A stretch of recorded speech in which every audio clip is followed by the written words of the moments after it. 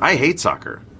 I found It is kind of like, oh, this is weird. I guess Indiana a little bit. I mean, I'm rooting for them over OKC. Yeah. And it's because of the style of play between like Shea and also with what's his name on the Knicks? Oh yeah, Brunson. We've talked about this before. Well, you know what? Yeah, I respected the fact he was like gritty player, everything. He's ruining that stuff. Is ruining the game though. Like the head back and flopping all over. What is it? What do soccer players get like ripped on for the most? This diving crap. And it's so prevalent this year in the playoffs between him and Shea, like where nobody touches them. You look at a replay and nobody touches them, and they're like flopping, like they've got some kind of like issue going on, physical issue.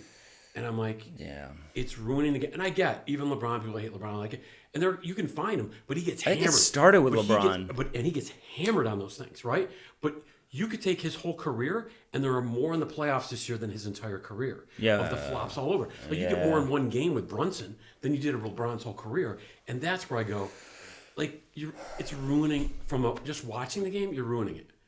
Not that I was going to root for the Knicks, but then I'm actively like anybody but these guys because it's just terrible. Mm-hmm. That and their fans are literally the same as the Maple Leafs fans. Like they think as soon as they get up a little, they've won the world. They're the greatest thing in the world. Yeah. And then it turns a little bit, and then they're down. Although the Leafs fans will boom even when the season's over. Like going off the ice into the locker room. There's no like end of the season. They're just like, boo. I'm like, well, that's what happens shocking. here. You're not going to get like, yeah, I know. That's true. You were here. The Bills games, that's true. With what's his name, Davis. Oh my goodness, screaming at those guys. Yeah. Shocking that guy's not going to resign here. Like exactly. Yeah, I know. I really do believe Buffalo's trying to be Philadelphia as best they can. And I love what it's a small percentage. Cause I talked to the coaches the other day. It's such a small percentage, but they're so loud sometimes. Yeah. Of people that are like, do as a parent. Parents, there are a group of them. They're upset. This is in the 4 to 5 year old group. Okay. 4 to 5. 4 to 5. There was a kid. He's a little bigger than the other kids. He grew faster, and somebody take the ball and he like shoved the kid, and kid goes down. It was dude, like almost like offensive line, 2 hand. My God, man, you can't do that. Can't do this. Like whatever. Going around, little kids they push a lot back and forth a little bit at times. Especially it was week 2. It was week 2. Yeah. And like coaches are talking to him, whatever. One of the parents comes over, he's upset. He comes over to me. Hey, that kid got to be off the field, blah, blah, blah. I said, I'm going to go talk to him. I talked to him. Nobody's talked to him.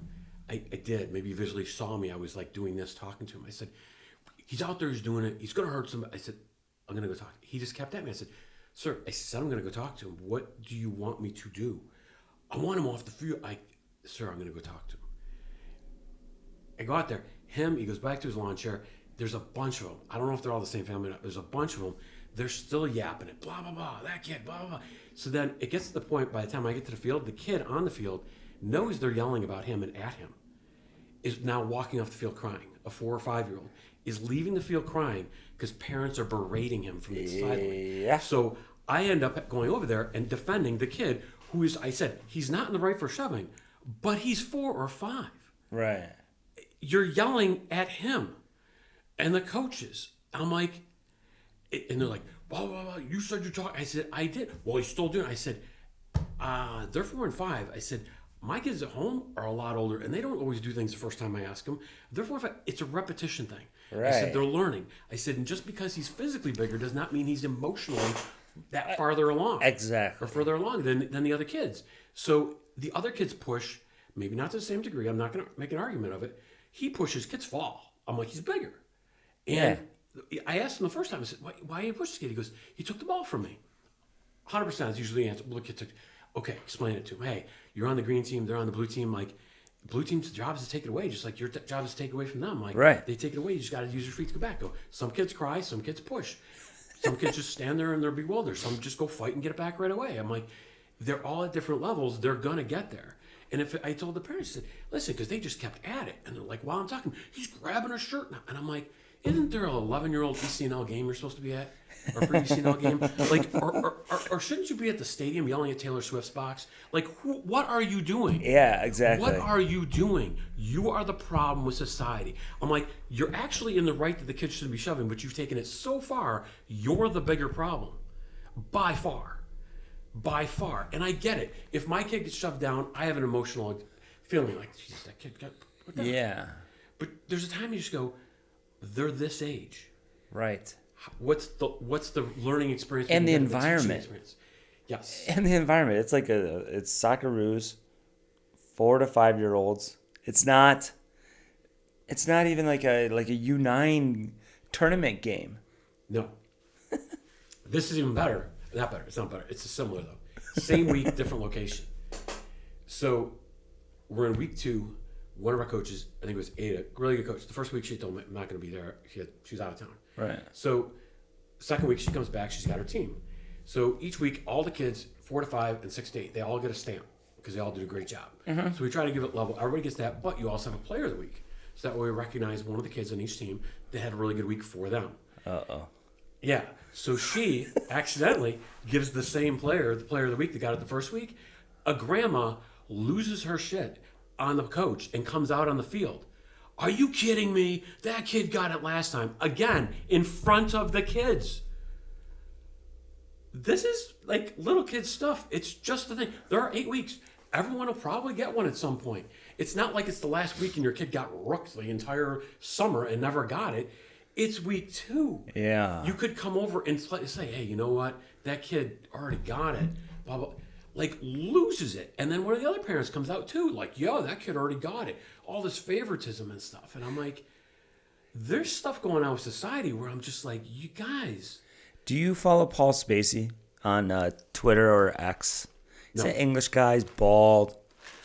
We currently live in a proper snowflake times. I'm shocked at parents, teachers, and leaders who haven't yet figured out what a disastrous impact this is having on kids. Indoctrination and lack of accountability is setting young people up for massive failure. I read that 3 minutes ago before you got here, and then this story, it's like, he's right.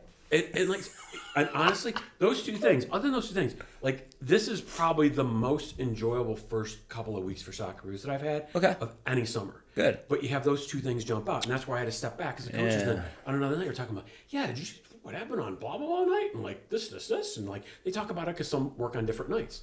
So they start talking, I go, listen, I get it, because then all of a sudden it's going to snowball, and they're like, oh, the parents are horrible. And I'm like, no, it's a small minority.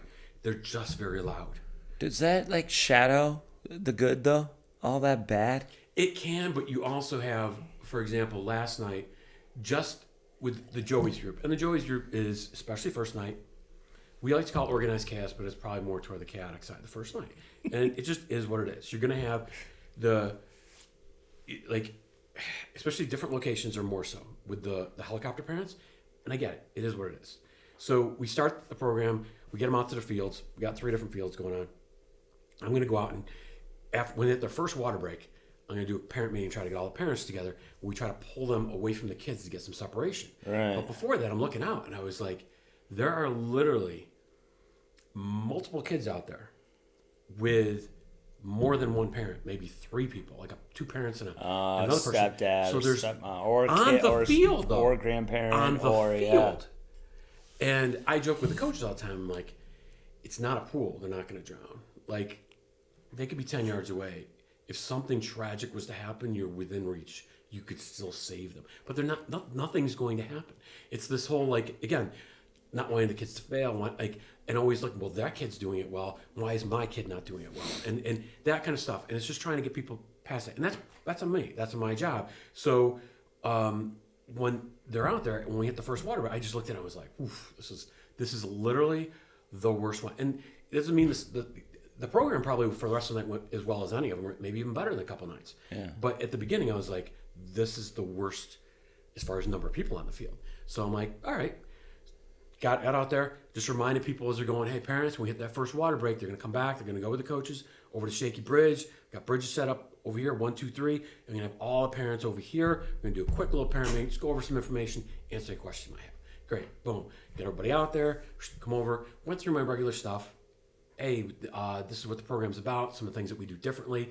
All the different things, the repetition at the beginning, the end gives a familiarity, structure.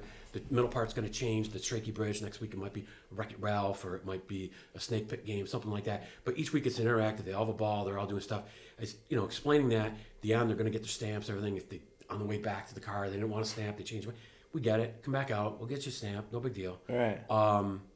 In that age group, we don't do player of the week for that group. But so we do all that stuff, and I explain so if the kids are having an issue and they're rolling around and have a tantrum, please, we love it if you come out and help. And if they need you out there momentarily for stuff, we welcome you on the field. That's okay. But as soon as they're doing pretty well, we just want you to back off the field and give them some space. Because if you don't have enough space, it's harder for them to see and follow the lead coaches out there. There's just too many tall people. It's like trees being in a forest. And it's very, very difficult. So just as soon as we can, we just ask you to back off, give them that space that they need. And use us. Like if you're having trouble, one of the coaches might just be like, hey, Coach Ada, can you help out with so-and-so? And the kid just loves Coach Ada. Ada takes them out and they're gone. Right. And kids listen better. My kids, when they were that age, listened better. They had different coaches. Coach Liz with Griffin.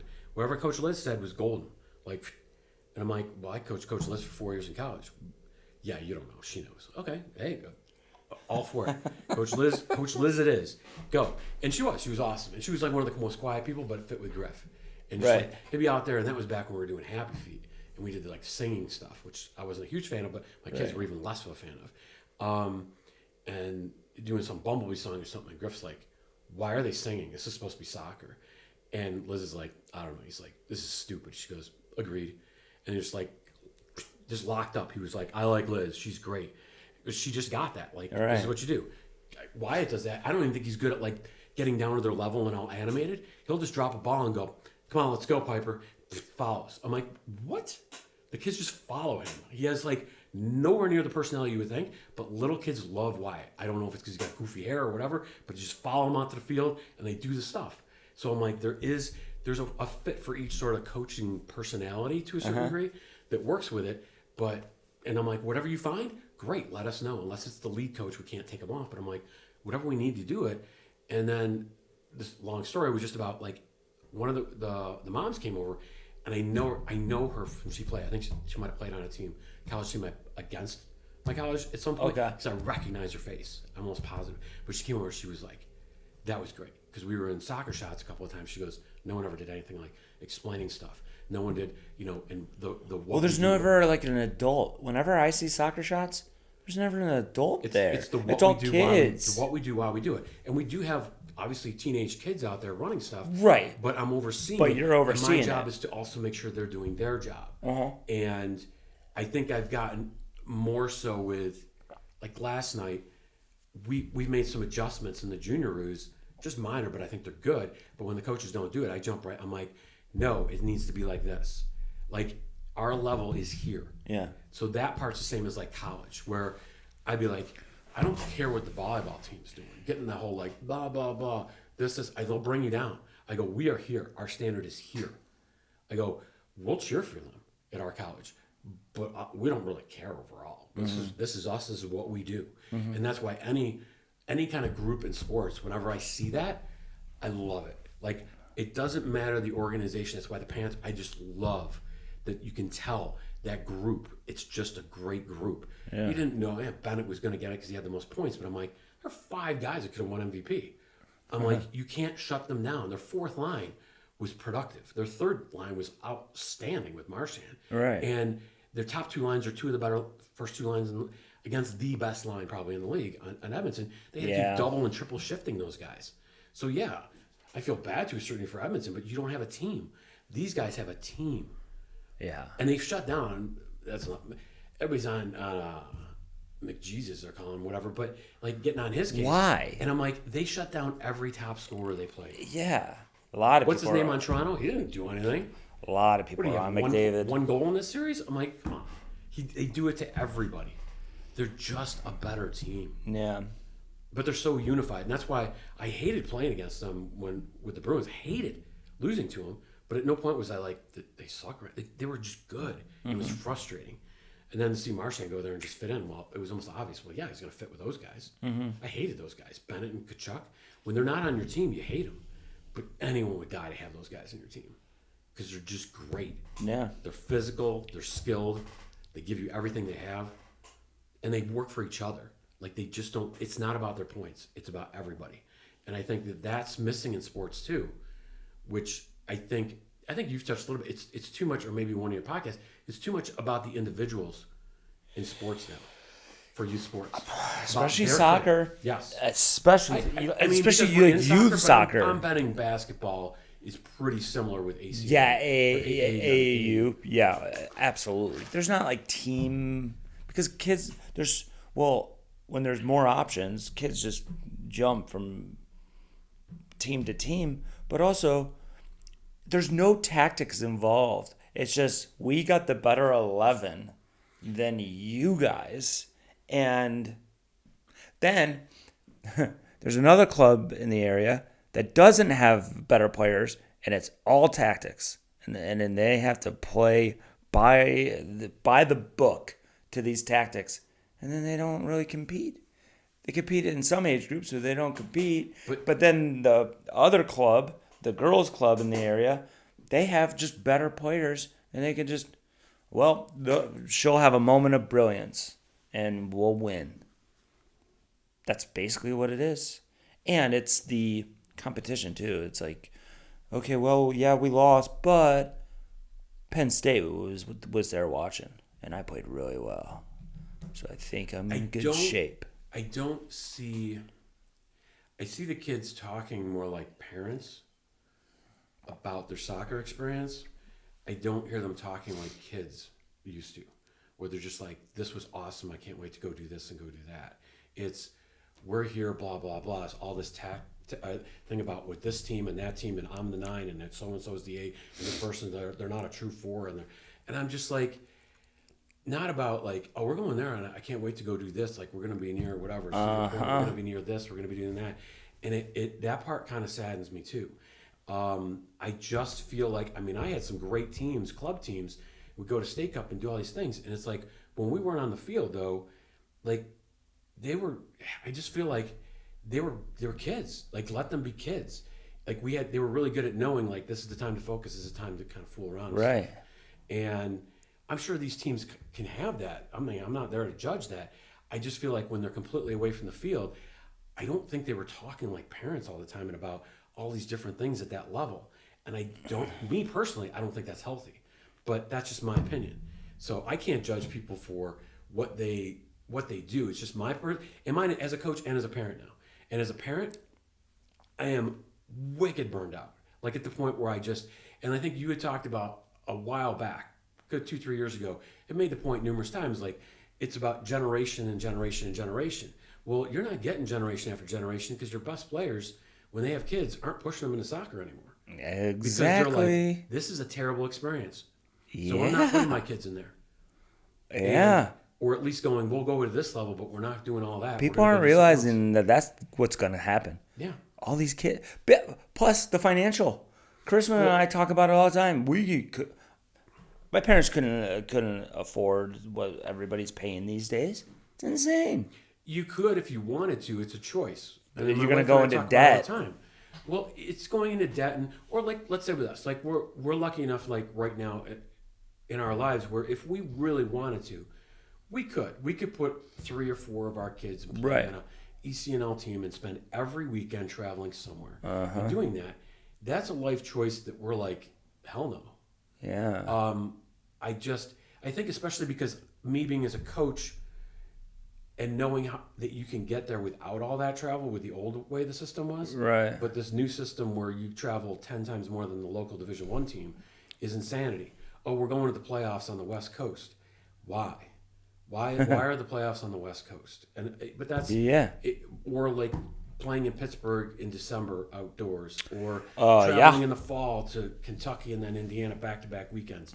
And I'm like, unnecessary. It's beyond unnecessary. Right. And I thought the teams I coached, at times I thought as I got older, I was like, it's a lot on these parents and stuff. But I'm like, well, we would make a trip maybe to the East Coast to get ready for spring because their weather broke first. Right. Be in the good weather and then come back and you were getting ready for State Cup because everybody had to be in State Cup. Yep. And then from there you go to that's how you make regionals, and that's to get into Corner League or division or to the Region 1 league. Yeah. And like, okay, once you're in Region 1, we get it. But most of your travel is going to be over when we knock out a bunch of East Coast games at the same time. Yeah. Like you could package it to at least make it manageable for the economic side. It was still a lot.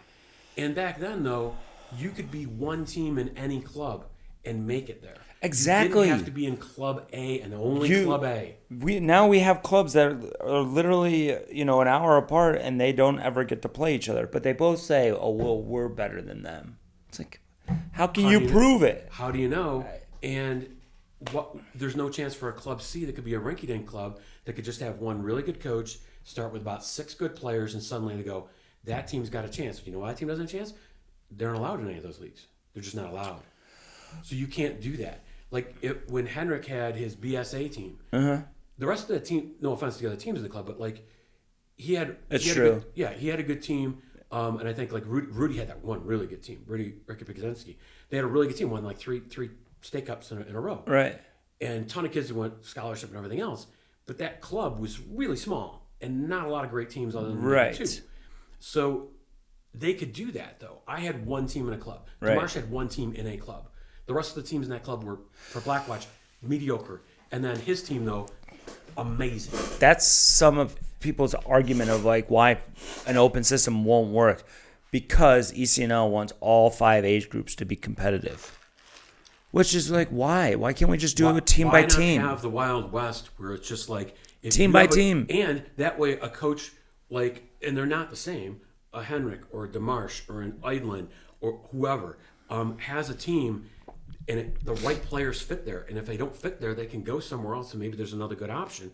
But the ones that do fit there, the sky's the limit. And he can coach how he wants to coach.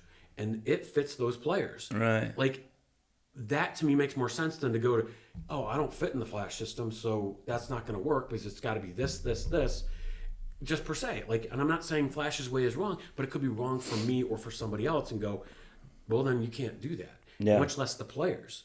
I've said that forever. I'm like, well, what if this player, we need to coach it, like the coach and DOC course.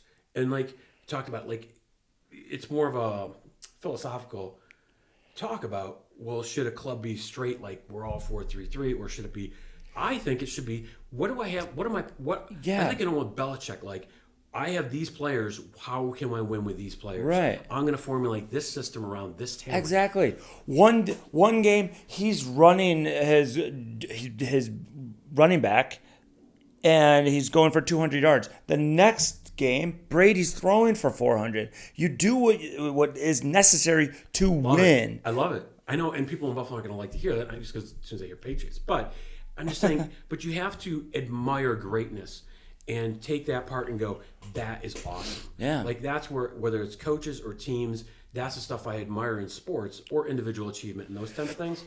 And, or just like, especially as I get older and I continue to read things about, and I like to read things that I heard other people talk about, the Agassi book about, like, I think every parent of a high-level athlete should read that book. And if they think Andre Agassi's dad is like the positive guy, maybe some readjustment, like thinking of like what you're doing with your kids. Because, and I'm not saying everybody's to the extreme that his dad was, right? But he hated his entire career.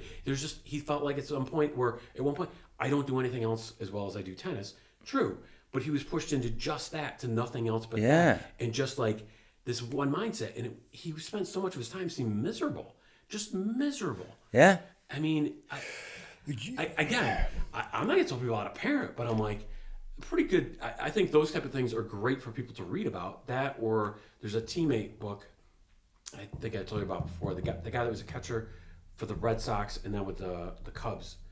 I can't think of his name. Anyways, as a backup player, but a backup player in the major leagues, but a career backup. Yeah. But came up versus somebody who was going to be like, supposedly thought he'd be a star player or whatever, and had to learn very quickly and put his ego aside and become more of a team player, and the value he had on those teams, and how GMs and stuff. I have that book. I know what you're talking about. Yeah, so I think things like that, where the value of those players, that I think it's lost sometimes in some of these premier clubs. Right. I've said for years, if you have 18 players, your players from 16, 17, 18 could be anchors, or they could be the players that help keep your whole team together. Yeah. And everybody kind of understanding your role, not that they're not trying to always get more minutes, but not everybody thinking that they're the star and everybody deserves the most minutes and every kid deserves everything because they're all looking for this big scholarship. Some of your coaches might be in this. The girls that have been at the Flash forever that also play flag football, when you were talking about like talking like kids or acting like kids versus an adult, when they talk about flag football, they're the kids again. Yes. They enjoy it so much. It's because it's an escape. It's an escape from their chaos. And also, what you were saying about the, should the whole club play 4-3-3? I used to be all in, but that was like 2010 when the flavor of the day was Spain. And they talk about how, this is how Barcelona does it. Barcelona also has their pick of the litter, where you don't hear. And what I'm finding is that when kids go to their colleges, they have no clue how to adapt to a different system. If they're in an environment where it's such strict environment, they're going from a 3-5-2 to a 4-3-3, and they have no idea what is going on. That's why principles of play is so much more important than the actual tactics on the field. And then I get blown up about it, because I talk about like the tactics don't really matter compared to technique and the principles of play. Mm-hmm. But then everybody's like, well, tactics, you have to teach tactics. It's like, no, you don't. You don't, because how many times did you change your formation? You always change your formation. Constantly. I think one of the things I was proudest of was when adaptability. Mike Edlin that I coached against, and one of the other colleges called him up and asked and said, we had scouted Lew's team, and we're like, we're not sure, like, what formation you play. He's like, don't bother. He goes, 10 minutes into the game, they'll probably change. Depending on what you're doing, he'll make a couple of subs, and they're going to change formations. He's like, don't even worry about that. Just go after, just scout the players. Scout the players, do not scout, because he's going to change it.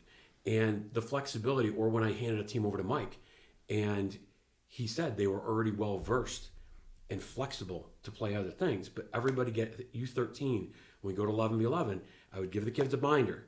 And inside of there, I use a lot of the same stuff that I even did through licensing, where in licensing, we had different people come in, which I thought was brilliant, and go like Anson Dorrance, why the 3-4-3 is the best. Mm-hmm. It was Tony DeChico or Jerry Smith talking about like a 4-3-3, even though they did it very different, the 4-3-3s. And somebody else with a 4-4-2. And one other person with like a 3-5-2. Everything else is a hybrid, basically, of those. Yeah. And that's what I would tell the players. I go, but here are the strengths and weaknesses. Mm-hmm. And I told them the same thing that you're told, like at going through licensing. Like, it's when you're looking to defend or attack, it's almost like one of those little blankets you have in a thing where it can't cover your feet and cover your arms, the whole thing. Right. You have to give something up somewhere. But where is your width going to be? Where's the strength of your width? And getting concepts like that. But trying to teach the players, once they hit like 13 and 14 and under, that here, and it's not huge, but a few pages on it, the strengths and weaknesses and kind of the roles, and then have them go out to games. We go out to, like, these were premier players, but when I was also director at Hamburg, we'd watch like a travel game, and I'd have like, you guys just do the back line, you guys do the midline, and just like we did at licensing, but do it with the players and go and identify it, and then show me with arrows, like, where does this player go? I go, now you're ready when you play that. If you were to play that team, their backs push all the way up, or they don't, or this one does. Like, what are their tendencies? How often does this player move this far? Those types of things to get a feel for the game, so that, and understanding those things, so that, let's say the other team's got 3 backs, maybe all of a sudden, even though I'm making the change, they already know in their minds, oh, Lew's putting 3 up top, he wants to try to run them a little bit. Let's go let's put 3 up on their 3 and knock a couple balls over the top. Yeah. They back up. We're going to drop one forward in, play some short balls and look to combine through. And you're working on situational tactics within a big grand scheme, but not just, this is what we do and this is all we do. Exactly. And I don't see that adjusting. But it's like, it's our way. Let them adjust to us. Like, you guys aren't good enough to be adjusted to. And it's not trying to throw all the blame on one person or one organization for it. But I think that part of it, when you have coaches doing 3 teams and their director of something else, like the time and energy that it takes to do all that stuff can be a lot. It can be a lot. So I don't know, like I said, it's not trying to throw blame anywhere. It's just making observations of this is where we are, and it's not better than necessarily 15, 20 years ago, I feel like, overall. And I think a lot of it is that structure of just letting because I remember one of the coaches even said they loved like what we were doing with like our Legends and AFC thing, where you just go off and do your own thing. I'm like, anybody could do that.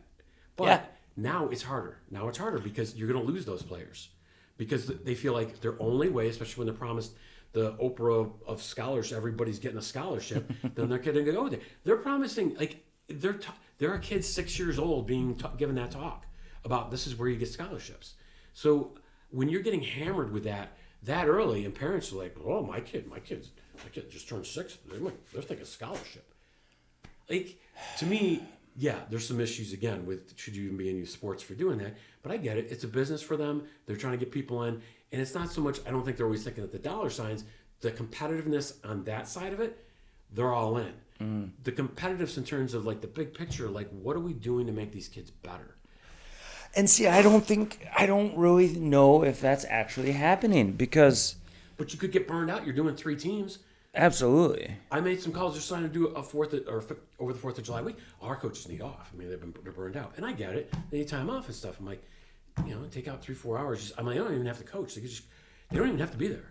They can just throw a team in. Maybe they show up. Maybe they even play in the older one or whatever, a co-ed little 3v3. And it's like, no, we're just like they're burned out, and I get it. I get it. It's also we picked a holiday weekend, probably not the best. Like, right. If the 4th was on a Wednesday, you're doing the weekend, big difference. Absolutely. Then Friday, so, yeah, believe me, I make mistakes all the time. But I just look at when I hear like the whole like burnout factor, I feel it too. I feel it with certain things, and I think that this past year, being able to go do stuff a little bit in Florida, but also just like look at it from a little ways away too. Reevaluate, make some changes to that program, decide, okay, we're going to do more of this 3v3 stuff too, but it doesn't mean we're going to stop doing the SoccerRoos, but we aren't going to do teams anymore. I'm like, I'm not going to fight that battle. I'm not going to fight the battle. I think you're smart. I don't even know if I was fighting a battle as much as we were losing players either way, and I'm like, as much as I liked coaching, I don't enjoy it like I used to. And if you don't, I can't remember who it was that said that, like, if you're given an idea and your first thing is like, F yeah, then you're in. And if you're not, just don't even do it. Right.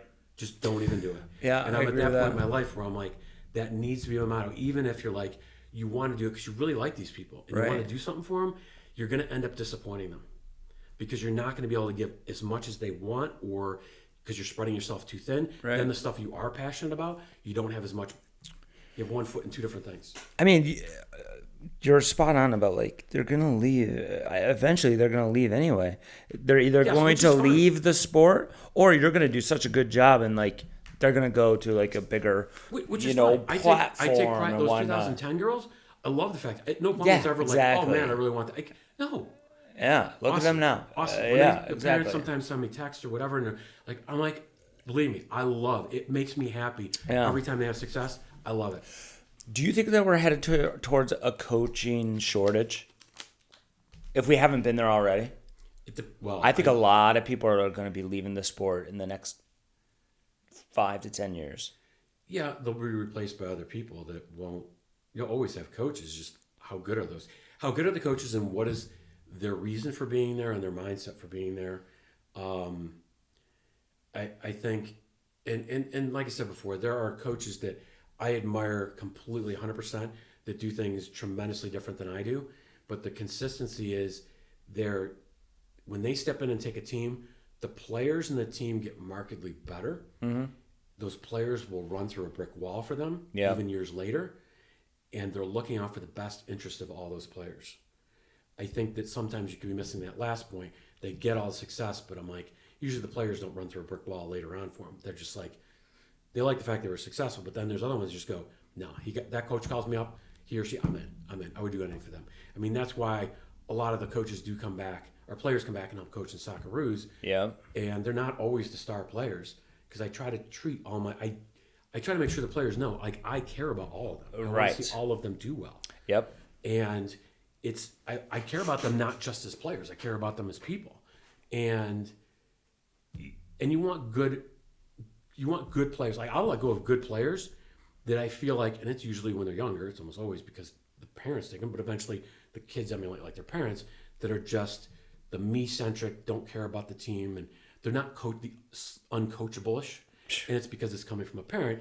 Like, that comes out, and it continues. Every time I've tried to like keep giving the kid a chance, it never works out. And I hate to say that, but it never works out. But that's because they're living with a parent that's always telling them that they're always right, every other coach is wrong. You don't have, there aren't many out there, but there's a few. There are a few out there, and they jump club to club, and it's just, they're always right. They're always right. Their kid's always better than everybody. It's never their fault. Well, at some point, common denominator. And they can be talented, so they always get more chances. And those players, I am very much like, somebody else can have them. I don't want to waste my time fighting that fight. I just want the kids to want to be there. I want the kids to want to work hard. And obviously, if they're also great athletes and that kind of thing too, then that's awesome. Then the sky's the limit. But when you have somebody that's sort of a negative leader, it's gonna slow everything down. And it's to the negativity of everybody. Tony DeCicco talked about that in one of his things that I was at. Lucky enough to see him 2 or 3 times, not just at licensing, talk about stuff. I saw him at the convention a couple times. That's it. And him talking about, I can't remember, was it the U18 or 19, like national, whatever, when they were going for or maybe it was under 21 World Cup, whatever it was. Okay. And they needed to win almost every game to continue to go. They were struggling a little bit. And he brought a psychologist in, and the psychologist said, these 2 players you need to take off the team. And one of them was a captain. And he was like, she's really good. She's like, I'm just telling you, they're the problem. He ended up taking them off. They didn't lose another game. And everybody was like, it just was like a breath of fresh air. And he said after that, he's like, as much as the positive they bring as a good player, removing that, and he just was like, and that's where he had already been about building off the positive, but just like when he talked about those kind of things, and I was like, that hit home, because from my experience, even in youth soccer and club and college, I was like, he's 100% right. And it just reinforced kind of what I was doing and made me feel like, because you start, but the kid's good. It's addition by subtraction. And you don't want to, most people, it's human nature, you don't want, maybe I can change that kid. Maybe I can get them. Unfortunately, it usually doesn't happen. And that's why I see like the whole thing with Devers coming out with the Red Sox. I'm like, good. I'm like, I had no idea, but when you start hearing about it and hear like Big Papi talk about, hey, try to talk to him about this is leadership. This is how to be the face of the franchise. He didn't want any part of it. He didn't want to be doing stuff. What's his name comes in from the Astros. He immediately takes the guys out, like all the rookies out, buys them suits and stuff, and he's like, this is how to be a professional. Why wasn't Devers doing that? He wanted no part of that. He was this me-centric player. Great player. Me-centric, I'm like, I'm okay with it. It's like Aaron Rodgers. 100%. I'm okay with let's go with this. Do I want another good player? Yeah, let's take that $250 million and get us another player then at some point. Yes, I would love that as a Red Sox fan. But I do believe culture, it's not just culture, because there are some teams with good culture that don't win. They don't have enough talent. No. But I do think you have to, the negative part of a culture can weigh you down. I've just seen it way too many times. With my own teams, going back a while back, and a couple of my players said that too. There was a team I had, and they moved on to Mike Eidlin, and then to Rudy Pikzinski came back to me. When they came back to me, they were minus a couple of players that we had on the team before. And the returning players, everybody said, oh, this team is not going to be able to score goals. You lost your best goal scorers, everything else. We got into State Cup as like the 3 seed and made the final, or maybe the 4 seed. But we ended up knocking out the 1 and 2 seed on the first 2 days. And we ended up losing all we need is a tie. I'm a horrible coach when all you need is a tie. Because you don't want a tie. Yeah, because I don't play for the tie. I go for like if we just get 1 goal, then maybe we'll rust back. But it was hot and everything. We didn't have the numbers, everything else. We went in with like 13 players. We weren't supposed to do anything there. One of the kids was a skier, just came back, hadn't played with me for months, and the other one was a backup keeper. So, but the fact that we did that with just not as much talent, but those kids were like, yeah, but they had played for each other, and they played so well that they outplayed. And one of the teams we played were 2 of our top players were on those teams. How did State Cup work here? Like the play-in game and all that? I never understood that, because in Michigan it was like a legit tournament where you have pool play and there's 4 teams per age group, and then if you win your pool, you go on to the round of 16 and whatnot. So I was so confused because when I got here, it was playing game, and then you're automatically into like the quarterfinals. Like, and then I get yelled at for never winning a state cup by somebody. He goes, "Well, she has a state cup. Have you ever won a state cup?" And I wish I had. I wish I would have been like, "No, I come from Michigan, where like only 2 clubs ever have won a state cup, and like it's impossible to win a state cup in Michigan back in the day when it mattered." Now, I mean, now it's kind of spread out. Well, now it's changed, watered down. But so I liked it going way, way back when I first started coaching in the area, and I had a team where going back they had it in the which I kind of like this with the districts. They had like the Buffalo, Binghamton, Rochester, and Syracuse district. So basically, you had to win your district to get into the Final Four. Okay, I thought it was brilliant. So you had to play in games. Whoever signed up for it, you had playing, and it was a home and away. So you like it was an aggregate, like boom, boom. You're playing the team, and you move on. Play the team, and you move on. So you have 1 team left from Buffalo, 1 from Rochester, 1 from Syracuse, 1 from Binghamton. That made a lot of sense. It was a lot of extra games and stuff, but it was a pretty good system. They changed it because at some point Rochester was complaining, which they complain a lot. Never gonna make friends with Rochester people, but because they're geographically in the middle, they seem to hold a lot of power with this. And they'd say, well, we have 2 of the best teams in the area, where one of them is always getting knocked out before the Final Four. BOOHOO. That's life. That's how that works. Sometimes one conference is tougher than the other. I'm like, anyways, so they changed it where it was more of just open thing. So now all of a sudden you're playing, you could have to drive to Rochester, to Bingham, to Syracuse to play a playing game. Right. And it became like a single elimination where it was a draw. So now the top 4 teams from one year get an automatic seeding for the next year. So they're in, and I'm okay with that. So like if you were the champ or the top 4, if you were in the Final Four, you're the 1 through 4 for the following year play-in. Okay. So you're there for the play-in. Whoever else is down here has to then sometimes play a game just to get to that. Right. They may have a bye, but then it works its way in. So you're still going to probably have to play a play-in game, right, but you're hosting it, and they're working their way in. But again, I had a team one time, we had a couple times there, we had to drive to Syracuse for our play-in game. We'd win our play-in game, and then we'd get into the Final Four. So once you get to the Final Four, I did like that. I like that old system where it's 1 game a day for 3 days, and everybody plays everybody. Mm-hmm. And you're playing at the same time as the other games. There are 2 games each day. Right, that's how regionals are. Yeah. Yes. So, and I would tell the parents, I'm like, listen, you had to have, especially when they hit 15 and under, the subbing, then you couldn't, like, you come out at half, you're done for the half. That kind of thing. Yeah. So, and I would tell the parents, like, listen, if we're up by 3 goals and it's late and I haven't subbed, this isn't everybody plays time. I'm like, the rest of the year it's about development. I'm like, but on this day or this weekend, something could happen in the other game in the last 5 minutes. All of a sudden, that goal differential, we get to the last day, and they only need a tie. It's going to be a tough go because they're just going to bottle everything up and make it a tough go for us. I want to be in the last day going, we only need the tie, and we're not playing for a tie. We're going to win and go in. And every time we've won State Cup, we've had that where the last day we go in and we just need a tie, we're going to win, and we win the game. But I do like that style of it. I got used to it as a coach too. Right. And then preparing your team about which tournaments ahead of time to get you ready. Yeah. Like whether it's going up to Canada, there was one up there in it's just outside of Toronto, Mississauga. There was an Adidas Cup, I think, or whatever it is, or whatever it was. A cup up there like 2 weeks before. There's one in Erie that was a week before. But I liked them where they were 3-day tournaments to give you the same feel, so you get ready for your tournament. And we had a lot of success, luckily, with teams going, with those types of things. But again, it was also having a team that you felt like the week before too, you get some of those kids that maybe not getting the time in that one, but get them all time and get everybody is ready. Everybody is ready to go. And then we go, every time I'd win it though, I feel like every time then we would go to West Virginia, which the worst. When it was in Massachusetts or somewhere else, that'd be a year that my team didn't advance or we just weren't in it. I didn't have a team in there. I wish we never got away from it. And it all started with the DA, with the 07 saying, DA teams are not going to be able to do State Cup. And then that ended it. And then the ECNL came along and they did the exact same thing. And it sucks because now you never get to play those clubs. So is that more about the money, which it always somewhat is, or is it because the college coaches felt it would be easier to just go watch games at one spot and get all the talent? I think it's that. But what we were sold was less meaningless games.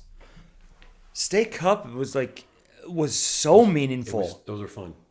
State Cup meant everything. It was fun. And now, arguably, every game is meaningless unless you're at a showcase. That's what we've created. I know. And how do you go? showcases. How do you take your ECNL team to playoffs and say, "We're here to win. We're gonna win this thing, and don't expect playing time." And then parents are like, "Well, there's 30 coaches there. How my daughter's not gonna play?" Like, how do you balance that mess? Like, okay, the Flash has made playoffs quite a few times. They've only made the finals like twice. They should be all in. They want to put Western New York on the map. Go and win. Get to a final. Get to a Final Four. And again, they did it once. And that was years ago. This 2010 team, they could do it. Like, I don't know if they can win the whole thing, but they're very good. Just go and win it. But then there's going to be like some parents that are going to be like, "Why didn't my kid play?"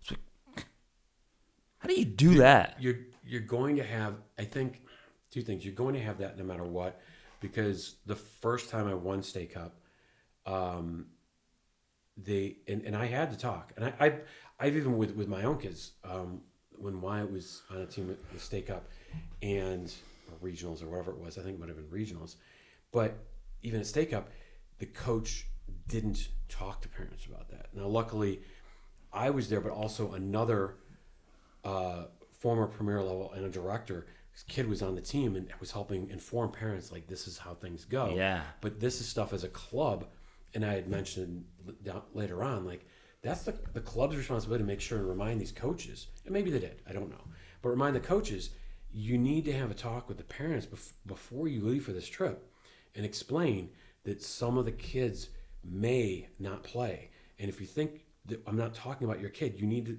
get the wax out of yours. I'm talking about your kid. Mm-hmm. Your kid may not play. Yeah. And even when you do that, you still do it. You have to do it. But they're still going to be bitter. There's still going to be bitterness and go, I had a parent, it wasn't a true victory because a lot of kids didn't play. It wasn't a team victory. And I'm like, listen, I was one of the big proponents of and try to explain to parents, like, these games, because you're going to have pushback on other times too. Right. You have games that parents are like, why aren't we trying to win this game? Like, we are, but I need to get these kids in crucial times to give them that experience. Yeah, because we might need them. And this game, in the big scheme, means not much. You could be playing a Salem showcase game, and they'll be like, why didn't he push to win? You're going to get that, but at least if you're explaining to them, going, listen, when it comes to the day that we really need to win, I'm going to put the players on, and you're not always going to agree with me. It's subjective. It's my opinion. Right. If you want your opinion to count, fill out a form, apply to be a coach, whatever. But I'm like, this is what it is. Yeah. Sports is just like that, though, where you can have opinion. I can have opinion on what the Red Sox GM should do, but you know what? I don't have the experience he does. So, but everybody can have it. Sports is like that, and I get it. When you get into the game as a coach, that's part of the deal. Mm-hmm. So that side of it, if people leave the sport because of that, I'm like, well, that's part of the deal. I think it's more the whole aura around, like, the individuality of everything has gone so much more now. And I maybe it's even more confusing about which ones are the ones where it's for development, which ones are that we need to win this game, because it's so win all the time. And not that it wasn't before, but you do need to have sort of that set up so people know, like, this is what we're doing. Yeah. And I mean, there are a lot of good, like you said before, I think you're going to lose a lot, but I'm not young either. So, I mean, you have to have people replace you anyways. There are going to be a lot of people that leave. They're good coaches, just like we've lost a lot of good referees because of how they're berated and stuff. Yeah. That you're losing good people out of the game, and that's a shame. But I think that it's a fundamental problem with how things are set up right now, that it's not set up to be the best. And I think that also just taking a step back. I was talking to one of the teenagers that helps coach SoccerRoos. He's a good player.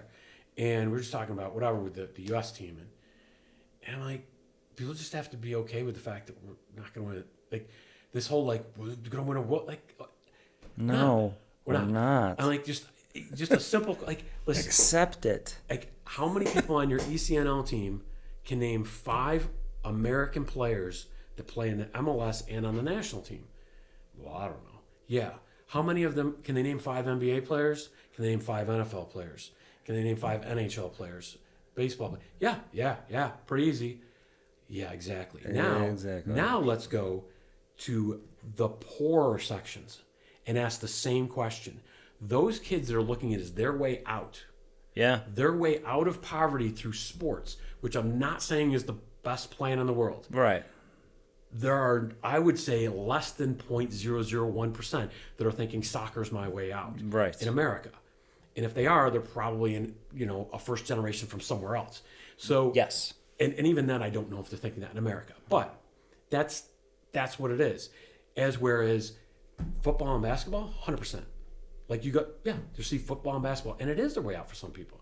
That's not how it's viewed. How is soccer in those other countries? There's a lot of poor kids that are thinking that's my way out. Mm-hmm. And if you're fighting against that, you're fighting against the kid who's going to just go out on his own and is playing. Or like Cruyff with like, hey, we train once a week with our team. The rest of the time I'm outside playing every day with my friends. Like, that's not our culture. Do we have any stories like that in soccer from the United States where that was the story where an inner city kid, a poor economically kid made it? I know Clint Dempsey says he was poor, but I also hear stories about him driving 3 hours to training. It's like, okay, were you poor or it's not playing on the streets in France barefoot. It's definitely not. There are like you look at a basketball court even in Delaware Park. Yeah. It's going to be full on most nights. Yep. When the weather's nice. Yep. People playing. Mm-hmm. Soccer fields? Soccer fields, only if it's organized. Yeah. Only if it's organized. So, and that's one of the things that, like, stepping back, we've always been with, like, SoccerRoos, kind of more of this mindset, trying to create the how do you create the street soccer thing, but with little kids, it has to be a little bit, you can't just throw it out and they don't know what they're doing. Mm-mm. So, like, this year we adjusted and we're only going 3v3 in our 6 to 8 group, like, only 3, not 4. It gets too crowded. So we shortened the rosters. And, like, after we were playing touch post, I tell the parents the first week, the lines are like guidelines. They are not permanent lines. If they dribble it out, the ball is still in play. Yeah. We just want it where they have an idea where they're supposed to be playing. We're not going to work on throw-ins. So we're not doing throw-ins or free kicks. So, but after a goal, we used to have it where we try to get them set up in sort of a diamond and have them pass the ball. And it took too long. The other team touch posts are already back. And they're pressuring, and then they lose the ball because the pass wasn't obviously the best pass in the world. Yeah. So now we're losing the ball. We're not reinforcing the positive side of what we're trying to get forward. So this year the coach gets the ball, and you guys just make your triangle, puts the ball down. They're at the bottom of the diamond. Boom. Here's my triangle. Boom. Whoever gets their spot first, like, and it doesn't matter who's where. There's no suppositions. And at the beginning, it's like, what? Oh, I need one wide and one wide. Just direct them almost like gladiator. This side, one up top. Go, boom, and we're fast and just get the ball in. But now you have a coach who's a soccer player, can make a good pass to somebody, and off we go. And now we're moving the ball up the field right away. So it's getting us on the offensive end. They're getting chances, and if we just keep doing it, the pace has picked up. Just in the first couple weeks doing it, it works. And I'm like, great. But it's explaining to parents, like, this is what we're doing. This is why we're doing it. Because otherwise you're going to be like, this looks chaotic. Okay. It's organized chaos, but there is a method to what we're doing. And we're going to continue to tinker with things. Whatever is going to make it more enjoyable for the kids is going to be better for them as far as developing a little bit of that basic spreading. Because you can say spread out all day long, and they don't do it. Parents go, spread out, and they're in a pack. They're still going to have moments they bunch, but one player can get through 3 easier than 4. It just got to be too much. I was just rereading like the U.S. soccer best practices, and it was like 2010, and it said in there, don't be upset if some of your sessions look like pickup. And you were talking about like it looks like chaos. Yeah. And I think we've lost some of that. There's a problem though if you just put them all out. Again, as a parent and as a coach, right. I watch my kids, would they just, and I've seen clubs do this, and they have street soccer night. Coaches don't coach at all. They put the kids out there. The problem is the same 2 or 3 kids will ball hog it the entire night, and the rest of the kids don't get any touches. Yeah, that's true. It does not work well. Mm-hmm. And that's from, like I said, as a parent and as a coach, and I like things about it, but when you sit back and you're just as a parent that's been coaching, you go, this is deeply flawed. Especially whether it's my kid or I see other kids and just go, that kid didn't even touch the ball. Right. And then they switch teams or whatever, and they change them up, which sounds great. This is built for the top 3 or 4 kids, and that's all it is. Right. And I'm like, it's not it's not throwing blame anywhere. It's just going, it could be better. So it's like, how can we make it better? And I think those are the things that we should be always doing. But if you have a club, and I get you want your most experienced coaches, the whole idea of them at the younger, which sounds great, if they understand the younger, if they're down there long enough to kind of get a grasp of it and start to think like, how can we make it better? Not just try to replicate what they do when they're older, because that doesn't work either. It's a different spatial concepts at 3 and 4. Obviously, we're not going to do them the same. But even at 6, 7, and 8, like telling the parents last night when they come in, which U.S. Soccer's moved in that direction too with a lot of stuff. Like we get them out there in an interactive game and everybody's got a ball where there's physical contact. You want the kids that are shy in the mix right away. You want the kids that have a lot of hyper energy. We want them to work out some of that energy. Then they get their water break, come out and work on foot skills. If you started with foot skills and built the other way, it'd be a mess. Kids would be like, some of the kids are barely into it. Some of the kids are bored. all over the place, and it's a mess. So we've learned, because we can tinker with it and do what we want and just go, this makes sense. So psychologically, what makes sense for these different age groups? And like I said, the 3, 4, or 4, 5s is I think the easiest and probably the best thing we've done for a few years now, where if it's 4 against 4, there are 4 balls. If it's 3 against 3, it's 2 balls. We could go all the way up to 6v6 because we've made the field so big and we have 2 goals at each end, so it doesn't get clogged. We're almost waiting at the deli to get their stuff. This one's not there. They start to create field vision and go to the other goal. Yep. And so it's creating situations for them to have realistic soccer opportunities. Right. Even though I tell parents, you're going to go, well, that doesn't look like the Champions League game.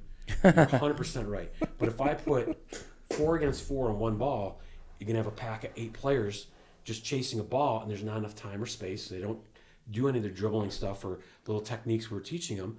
So they just smash the ball and they chase it. Or they all chase one dynamic player around the field, and that's great for him or her, but not for everybody else. So you have people that are disinterested, and in the pack, they get knocked over. I'm like, that's terrible. And I'm like, okay, well, when you guys show me a professional game with 22 players within 1 yard of each other, smashing it into each other and chasing it, we'll go back to what every house league in America is doing. But until that point, and then, or trying to go, you play over here, just wait for your turn to get the ball. And I'm like, well, then I just signed my kid up for, no offense to baseball, but I'd sign him up for t-ball or whatever and go play left field and wait for the ball to come to you. Yeah. Was that fun? Great, Johnny. Awesome. I'm like, to me, that's, again, the age, what is fun? Right. And they have to start thinking that way, not thinking, is it socceronista or whatever you call them? Like just Socceronistas, yeah. So just this one way. And they want to rush to 11v11, and they want to coach tactics in the game. And how about we make a sport? How about we make adjustments to make the game more fun, especially in this era where people are changing things all the time within almost creating new sports.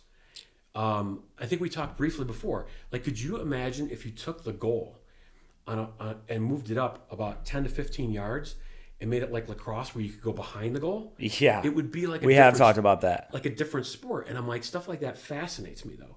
Like, how can you do anything, but also the entertainment factor for people watching, but also for the kids to make it more fun. And I don't even think you go 11v11, you go smaller. So, like 5v5. What I was just pulling up, have you seen what the FA is doing in England? Okay. So, this is what they're doing. Under 7 is 3v3. U8 to U10, they go to 5v5. 11 to 12, they go to 7v7.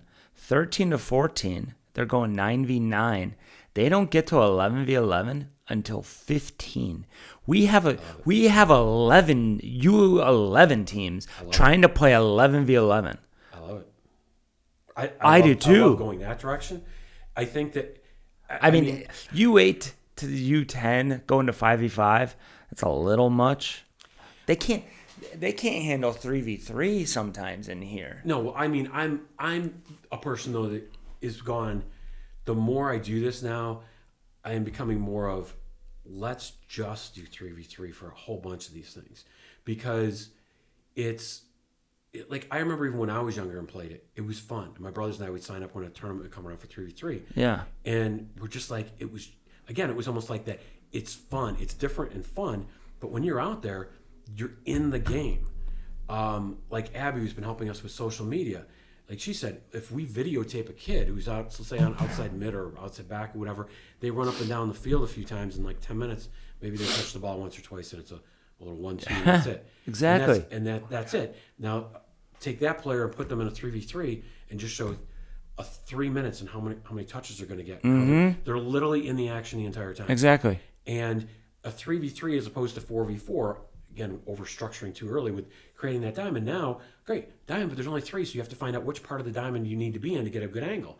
I've always been a huge proponent of 3v3 over 4v4 because they have to make decisions. Make them start to make decisions on the field. Kids will start to see that over time.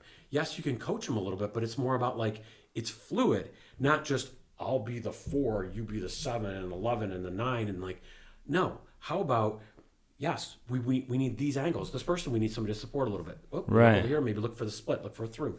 Like, or down line, like you're always looking for stuff to move off the ball. How can I get open? Right.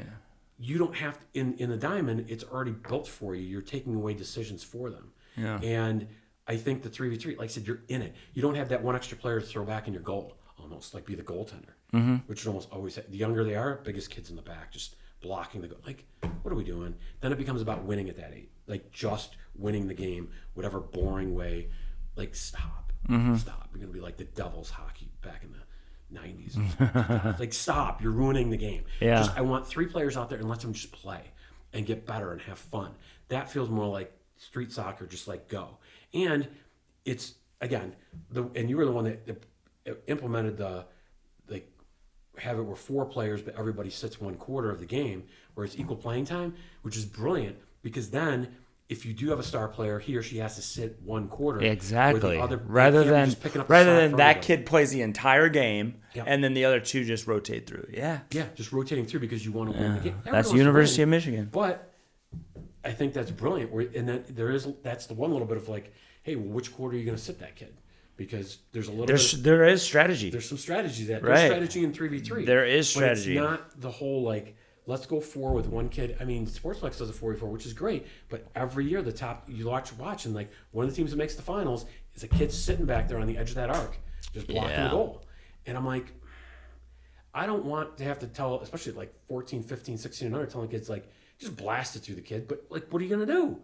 Just put a kid back there, just block the goal. I'm like, what are we doing? So I think this makes more sense. And then with the air pitch is even better because it just keeps the ball in play. Yep. I'm like, I want less stoppages. I want more playing and just go, go, go. And I think in the air pitch, it's kind of like the old school indoor soccer where you can't hide. I just had a college pickup and we were just talking about one of the players that plays at Canisius. He was like, yeah, I've been playing indoor soccer. And I used to work for a guy who's like he's very influential on me. And he said he thinks that we have not developed the same caliber of player since we abandoned boarded fields. I would agree with that. I think that a lot of coaches, though, between my age and your age, would 100% because we played it. Yeah. And there's nowhere to hide. It's so fast. Your fitness level had to be insane. Because I came back from school and we did one of those when I was in college. And, you know, as a typical college kid, season's over, whatever, and we're, you know, drinking beers, not eating probably the best food the whole time. Came back and did like a late winter, early spring one. Oh my goodness. Man. Oof. You get back, it was at Sportsplex and just like, I'm going to die. Yeah. Holy cow. Yeah. And I'm like, and that is a young player, as an athlete. I'm like, yeah, that works you. I'm like, even then, as I got a little older before they got rid of the stuff, that was great. It was great exercise. Go up there, whatever night it was, they did the men's open and stuff like that. It was great. It was great. When you're on the field, yeah, one player can make a big difference. I need one player. And I think the air pitch kind of like replicates that. These kids, they have nowhere to hide. There's no stoppages. Sometimes maybe the ball gets popped out, but like that's probably rare. Everybody on the field you're on the field, you're in the game. Yeah. There's no resting. There's no real resting. Exactly. I agree 100%. I love it because of that, and it's just Meanwhile, I had a conversation with a 9-year-old about how they're playing, I think they're playing probably 7v7, but she was saying that, yeah, we have 5-minute shifts. And I'm like, wait a minute. You're playing 7v7 and you have 5-minute shifts? I guarantee you there are shifts where you don't come in contact with the ball at all. How is that developing anybody? It doesn't make sense. At least cut it in half. Like, give a kid 10 minutes. But a 5-minute shift? Like, I don't know. It's yeah, especially with those numbers on the field, it's going to be really tough. But again, most of these teams, like with my twins, there was nowhere to play this summer. Like, they're not on a team. And they're good. They're good. I mean, that's not a bias, but they're good players. Yeah, they're like the top of the age group. They're good players. They can't find a travel team. Cannot find one.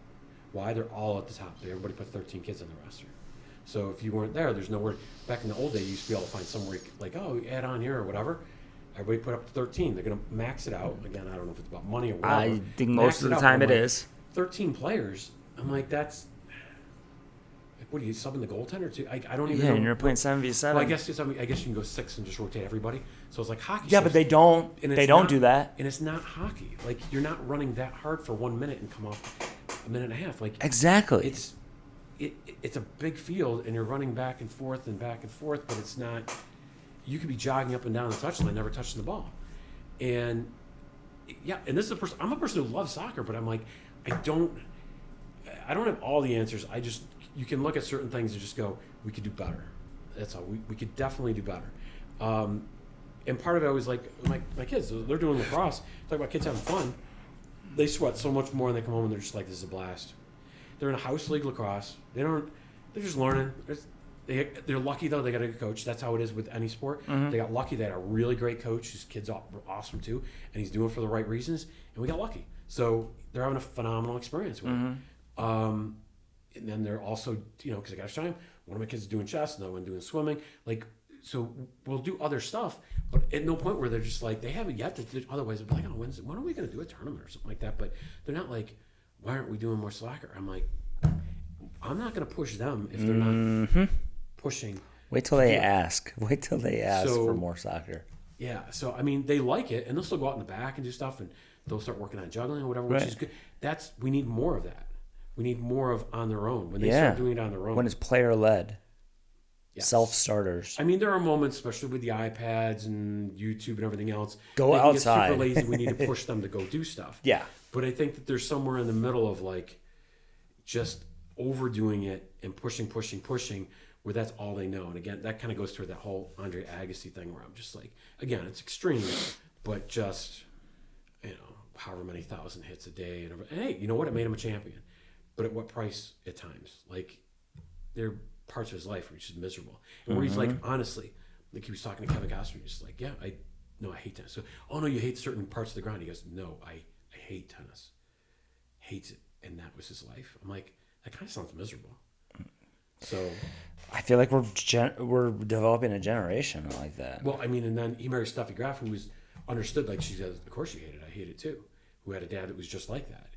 And they were like, to be good at that sport, I think all of them are like that. Not going to play tennis at a high level. Yeah. Like, and you look genetically, like this kid's like, no way. There's no way we're going to do that. So and I don't want to come across as somebody that doesn't want to. I get it with sports. It's pushing yourself and that kind of thing to be the best. The best you can be. I just sometimes getting away from kids are kids. And try to figure that out, because there are also they take it upon themselves at some point and want to push themselves more. That's where you back them and give them all the backing to do it. But hopefully, it's something that they're finding the love of and the want and the desire on their own. But some of that too is, which we've got to. Are they doing it? Are there enough kids to go do it not organized? Like, can they organize themselves to go do it? How hard is it to coach your own kids? It depends on the kid. Having 4 kids, it depends on the kid. It really does. Because they're different personalities. I mean, my eldest is like a typical eldest. When he was little, he was harder on himself than I could ever be on him. So if I hammered on him, I don't think that's the best way to go about it. Right. I had to have talks with him numerous times. I'm like, just because I do this, you don't. And he's like, no, I want to do it. It doesn't look like you're enjoying it. Like you don't have to have a permanent smile on your face. I just like, I don't, you know, he's like, no, you know, and there are moments still now where he is who he is. You know, sometimes he was actually starting to get really good, and then he just took some time off. He wanted to do. I'm like, it's what it is, man. Whatever you want to do. And there are moments he still, I think, has potential. He's not in soccer shape right now, but that's just me as a parent. But at the end of the day, I'm like, we all want our kids to be happy doing what they want to do, I think, at some point. And soccer can be a piece of that or not a piece of it. And I think I should have done more like I've done with the other guys of trying to get them into other sports a little earlier. Probably should have done more of that with him when I was younger. So I think that's on me a little bit. Like I said, that was tougher, I think, because his personality was a little more reserved as a young age, kind of like looking and thinking before you go do, not just go out and do. Right. Whereas Griffin's more just, he knows what he's going to do and he's going to go do it. Yeah. He's more of a take charge, do whatever. Yes, and he really, I could, if I had to, and I haven't coached him that much. My wife's like, he's the one that didn't get your coaching. I'm like, well, he doesn't listen to me anyway. He's just going to do what he's going to do. So then the twins, I think, and I've said this to parents all the time, twins are the easiest. They are the easiest. It's not like you can plan it out, but I would do twins again before I'd have one by itself, one single kid. It's so much easier. They are so much easier. Why? There's always somebody at the same age. Because that was leading, so it's like follow the leader? No. They always have somebody else. When you have two siblings that are, one is like, oh, you can't, they're trying to do this and they're not old enough, or the other one's like, I want to, they're never at the same spot. They sometimes work together, but not. When you have twins, they're different personalities, vary, but they always have somebody there. So even though they came into school, like they didn't have pre-K and stuff because of COVID, they didn't have it. They always had each other. They're the most socially dynamic kids that I have of the four. They are the smartest in the class. They are the most they're closest to being complete finished product. They're closer than the older two. I say, so does my wife. They are closer. I see that. But that is funny. And they are not perfect by any measure, but they also hey, can you guys just clean your room before you do that? Okay. Like, try to do that with the other two. Like, that's not happening. Like, not that you don't get some pushback, but overall, pretty good. And I think it's the dynamic of having somebody else that's right there. And again, very different person. Very different. You've seen very different personalities. Oh, yeah. And one is, and they have moments, like one will be a little bit better at certain things athletically, one a little bit better at something maybe with like whatever focus on a certain thing. And one is just, Leo's a phenomenally better chess player than Austin. Yeah. Austin's not bad, but Austin's, you can have that because he just can't keep up there. Okay, fine. Austin's a better swimmer. Doesn't mean Leo can't. Leo can swim. Austin's he would be in a pool all day long. Like, and that's great. Have something you kind of do different, but then they also do lacrosse. They do they'll cross over and do these things. Austin sometimes like, maybe I'll go to that, maybe I won't. And then Leo said, maybe I'll go there. But the rest of the time, they do stuff pretty much all the time together. You said Leo's the better swimmer? No, Austin's a phenomenal Austin swimmer. Is? Yeah. Without any teaching at all, he was just a fish. Really? He's a unique, we call him Little Gronk. Because he's just like, even as a little kid, he doesn't look like flexible and stuff, but he can just do things and it's like, all right. Yeah. He's just big, and he's big and goofy. He's just like goofy. He is goofy. And he's very lovable, very, very goofy, whatever. Whereas Leo is like more of a tenacious, like he is just the competitor in him. Yeah. More so, but he's quiet. But he will never stop on a play, never give up on a play. Like he's more just that. Where Austin will have moments where you do stuff and you go, damn, that was pretty good. But you have other moments like, dude, what's going on? Like he's in and out a little bit, which he's always been. And he's good in school, which shocks me because I was thought for sure, like, are you paying attention at all? So he'd be like, he's like a goldfish, but he's doing just fine. They're both like two of the top of their class and everything. They do great. They do their homework. He's, hey, guys, make sure you do homework for that. Okay. What? Easy. Do you think clubs should have like a blanket declaration on no coaching your own kids or? You mean like a premier level? Yeah. Ideally, in a utopian like soccer club, yes. I think it would be awesome. I would love it myself if I was in a club, and I'm not interested in going back into coaching, but if I was, let's say it was like 8 years ago, and I was in a club and I knew my kids were going to get coached, let's say, by Murph, and I was going to coach Murph's kids. and we were going to go to the same tournament so that way we could make sure, hopefully ask for like the time so I could go watch my kid play and stuff. I'm all in. I'm all in. I have a coach I can trust. I think is there for the right reasons. Going to teach my kid well. I feel great about it, and I don't have to be a coach for the team. And I'll do the same over here. Right. Love it. Or if it's somebody else's kid and vice versa, next round, that I would love. I think it's brilliant. I don't even know if that's possible to do for a whole bunch of reasons, but yeah, I think that would be great because I do think that there are a bunch of coaches out there now that do have kids. They're in it. But again, I mean, now I don't even know if even with the stuff now, I don't know. Griffin's moving up to U13, so we didn't want him on the other stuff anyways. We're happy. We want, Premier's good. We don't want the ECNL or pre-ECNL travel. We don't want. He was brought up a few times a couple of years ago, and we couldn't make all of them, and they got some attitude back to us. And we're like, we're not even on that team. Like we said, whenever you need them, we'll bring them, but we're not going to always be available. Right. And so this next year, though, now you got ECNL and RL. The RL is going to be traveling a bunch. I'm like, it's like the exact same travel. Boys. I don't know if we really want to do that. Is it like the girls' side where it's the exact same travel? I'm not 100% sure. I'm worried about it. My wife and I are both concerned about it, but at the same time, that's where you run into now. Okay, so he's going to be U13. He said he's already it's a big field. 11v11 is a lot different. Yeah, it is. He's 12. He's going to be U13, so he's going to U13. So, but I mean, you got that to deal with. But then the travel and everything, and obviously now they're taking more kids off that team because they put more numbers on the other roster. That's all semantics, whatever. We just want good coach, good experience. But if we don't have it there, where do we go? Now you're going to some travel club where maybe you have a volunteer parent that's good, maybe you don't. And maybe the talent's there, maybe it's not. And then he's frustrated and that kind of, and again, there's nobody there used to be a different landscape where there were more than one team you could go to at a different club. I used to say that back when we ran our Buffalo Legends and we had 38 kids come out for one of the teams. And they're like, you can have a second team. No. I would recommend go to, at the time I think it was Sean was at Blackwatch. I'm like, I'd recommend Sean. He's a college, I think it was when he was still an assistant though. Yeah. Yeah, and I said I would go there. He's assistant at UBI. I go, he's awesome. I'm like, I would go there because you're gonna learn a lot, that kind of thing, and just go there. They're gonna go wherever they're gonna go. Usually it was back to Empire, but back in that time. But I was like, we're not doing that. It's not about money or that kind of thing. Or running a second team. I almost felt like I'd rather, as a player, I'd rather be on an A team over here and try to compete back against them and show them that they made a mistake. And a couple of kids did. A couple of kids did. Danielle went and played, I think she went back to Empire. She went back over there for a year. She came back to tryouts the next year. Ton of credit for that kid. She came back out, kept her. We were in a game at Erie, I think it was, for a tournament. The kid had 5 goals in the first half. She just was on fire. And it was a decent team we were playing. She got the ball and just she was on a mission. And she came out, I was like, I made such a mistake last year with not bringing you on the team. And she smile comes across her face and so much respect that you worked your butt off. That's gone. Prove that you made a mistake, coach. I came back to the tryout because I told him it's not personal, and if I make a mistake, prove me wrong. And she did.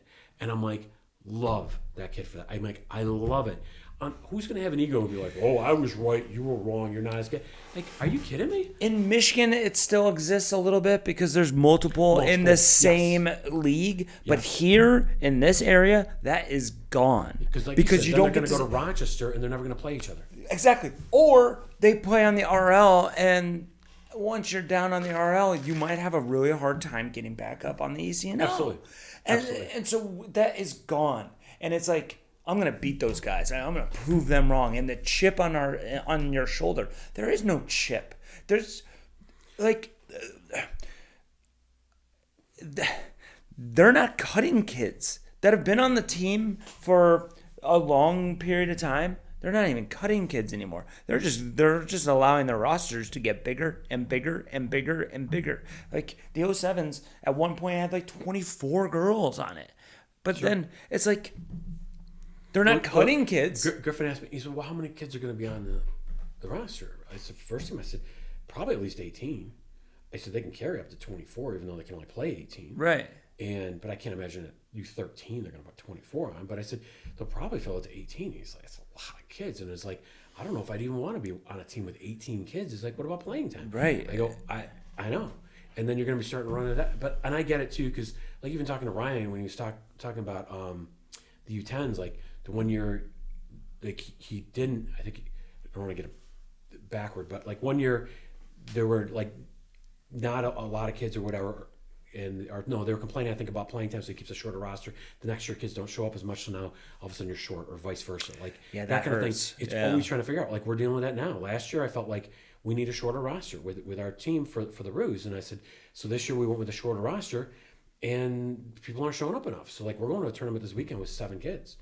We had 8, but one had an injury, and he's re-aggravated his injury. He came back from a broken wrist too early, and he's doing multiple sports, so he's going to sit out, which is understandable. He's sitting out for another week.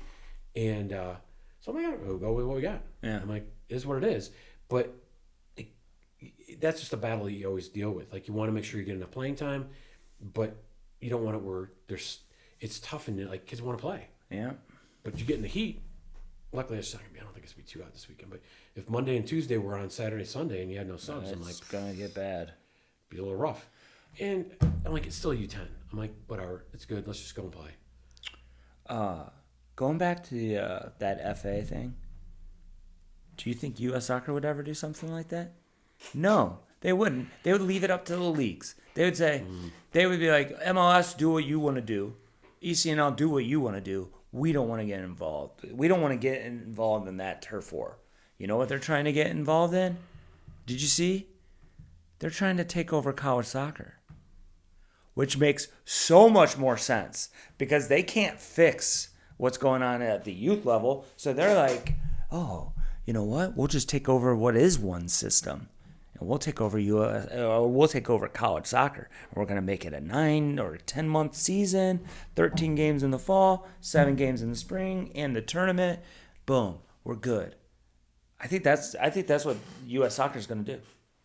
Because especially with the SEC and Big Ten talking about leaving NCAA and all that. What wasn't it? It's U.S. youth soccer, right? Well, U.S. youth soccer is not U.S. soccer. Isn't it? It's so ridiculous. Wasn't it started as basically like U.S. youth soccer? Basically, I mean, I guess there's U.S. soccer. So U.S. soccer started in 1913, and then U.S. youth soccer didn't start until the 70s. They contracted it out. It is affiliated, but it's not the same. U.S. Soccer didn't have its own youth league until the DA that it actually looked over. I hate U.S. Soccer. I hate them. I hate it. I can't stand them. I can't stand their coaching courses. I can't stand all of it. I do think that there is, like when I would go to the courses, and I went to the NSCAA, which is now whatever USC, yeah. Because doing a bit of both, I like the other one better, even though some of the coaches were on both sides. Yep. I think we talked about that. But agreed. The environment I thought was better on the other side. Because it's much more about not, like if I was pushing people into the coaching stuff, and I could tell them, even if they weren't a top player, they're going to treat you the same. It's not about can you play, it's about can you coach. Right. And I think that they're similar, but I do think, and even when we're in it though, it's just like anything. There are a lot of people with doctorate degrees, and some of them are phenomenal doctors and some are not. Some wouldn't want as a doctor. So licensing isn't the end all be all. Nope. But it has its place. So you could be really good at something. I thought before I even did licensing, I was really good at doing this. And that's just because of my makeup as a person and how to treat people and how to do things. And most of it was, most coaches do, for the most part, and I always look when I see flaws, that's probably how they were coached. Like they're doing what they were coached, especially if they just came out of college and they start coaching, they're doing what they were taught over the last 4, 5 years, 6. They're not going to remember past that so much what the drills were and what we did for developmentally. So they're going to do that. So that's where some of that comes in handy, having something like, hey, for this age group, this is how to do it, but then also experience once you get in there.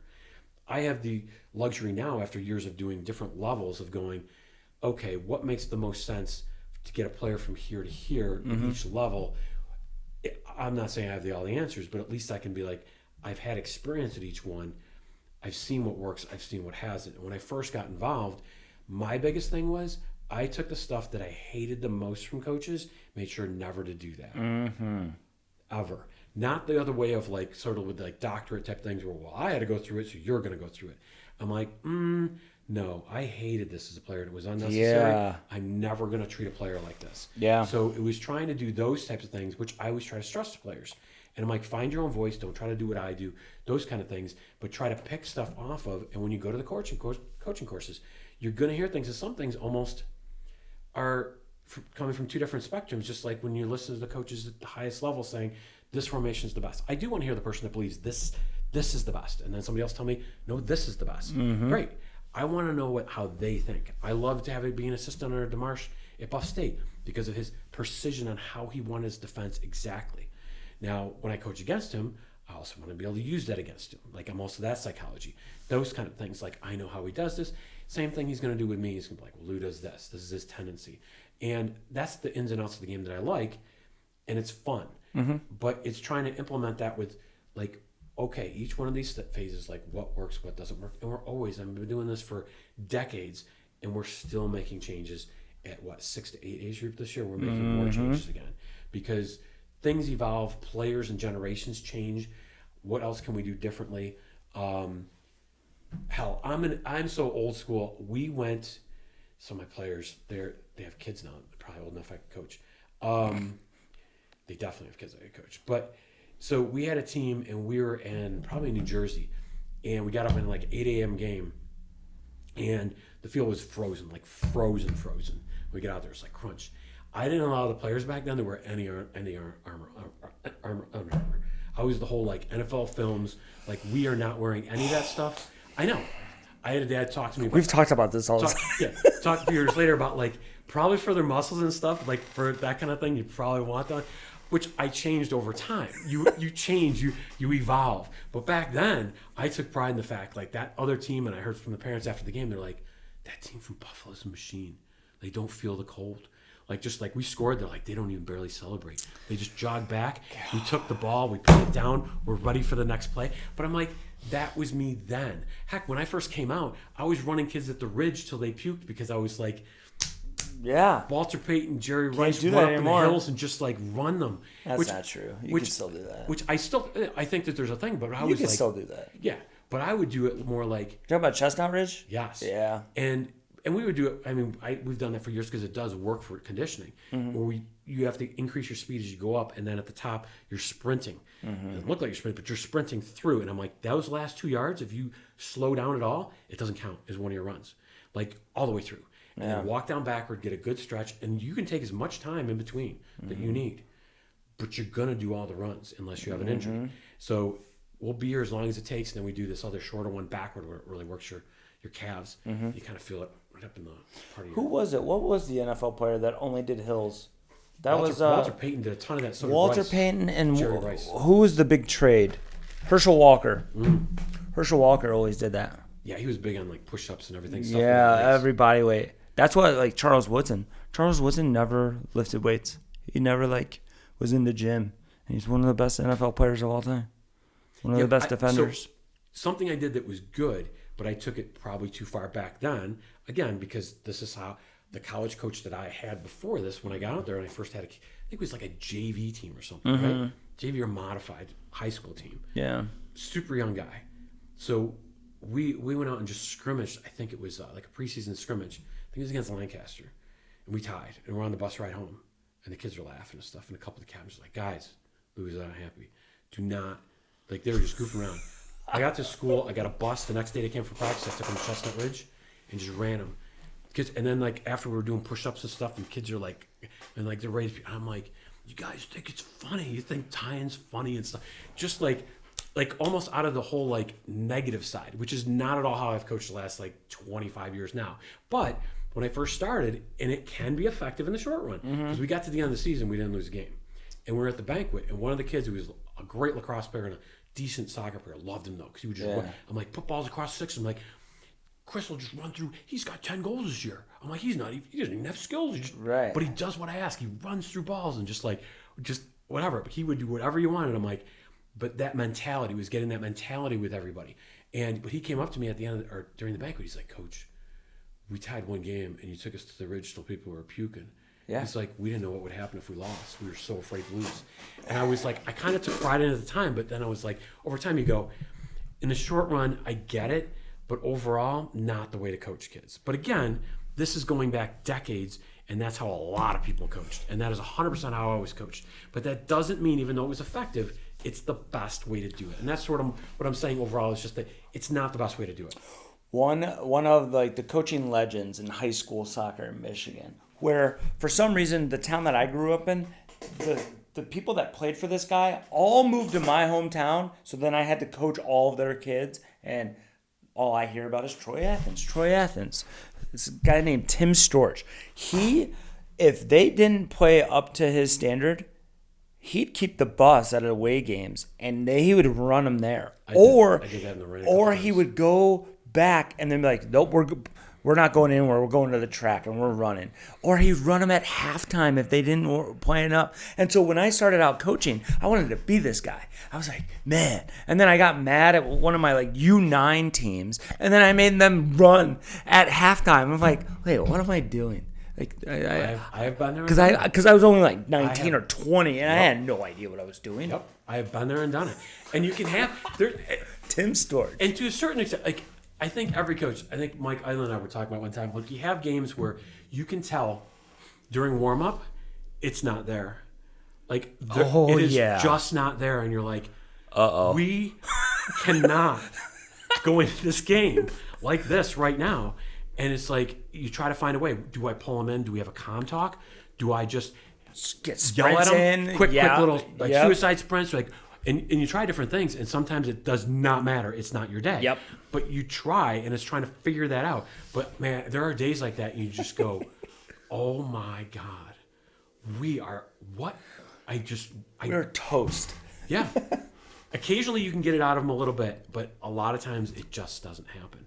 But yeah, that's where you're just like trying to pull in your bag. Like, but at least the old days it would just run them. But I've learned since then. We had a game at State Cup where I could tell we were tight, like super tight. A couple times this happened at State Cup where we're the best. We are the better team of who we're playing on that day. And the first half, it might be we're down. I think we were down 1-0 to a team that like we should be crushing this team, but we were tight. And instead of me just doing anything, I just called them over and we did yoga stretching. It was like the first time I ever did that with them. We're doing yoga stretching, just like in breathing. It's like, and like just talk about stuff. I'm like, all right, we're gonna work the ball down. I said, I don't care what the parents can yell. It's our field. Just work it down, cut it back until we get the right one we can get in, short cross, hammer it in. I go, once we get that one though, Floodgates. Yeah. I go, when you get the second one, look in their eyes. Look at the dream is over. The tears are coming. I'm like, and they just start. So they start believing in it a little bit because then I'm telling it happens numerous times. Yeah, but then like, and you do, and then the parents, everybody else, like the ones that are so happy, like, I go, then that's when the wave comes and you just bury them. And it happened that way. But it could have, where we just say tight. It happened to work. Believe me, it doesn't always work, but that's where you look like a genius if you do the right thing. Yeah. And we had one like that a few years later. One of the coaches that's like, how do you have, I said, once you have success, it loosens you up to not be afraid of failure in those moments, which is what I try to put through to the players. Because we had another one where like that first State Cup we won, there were kids that didn't play. Every other State Cup we won, every kid touched the field.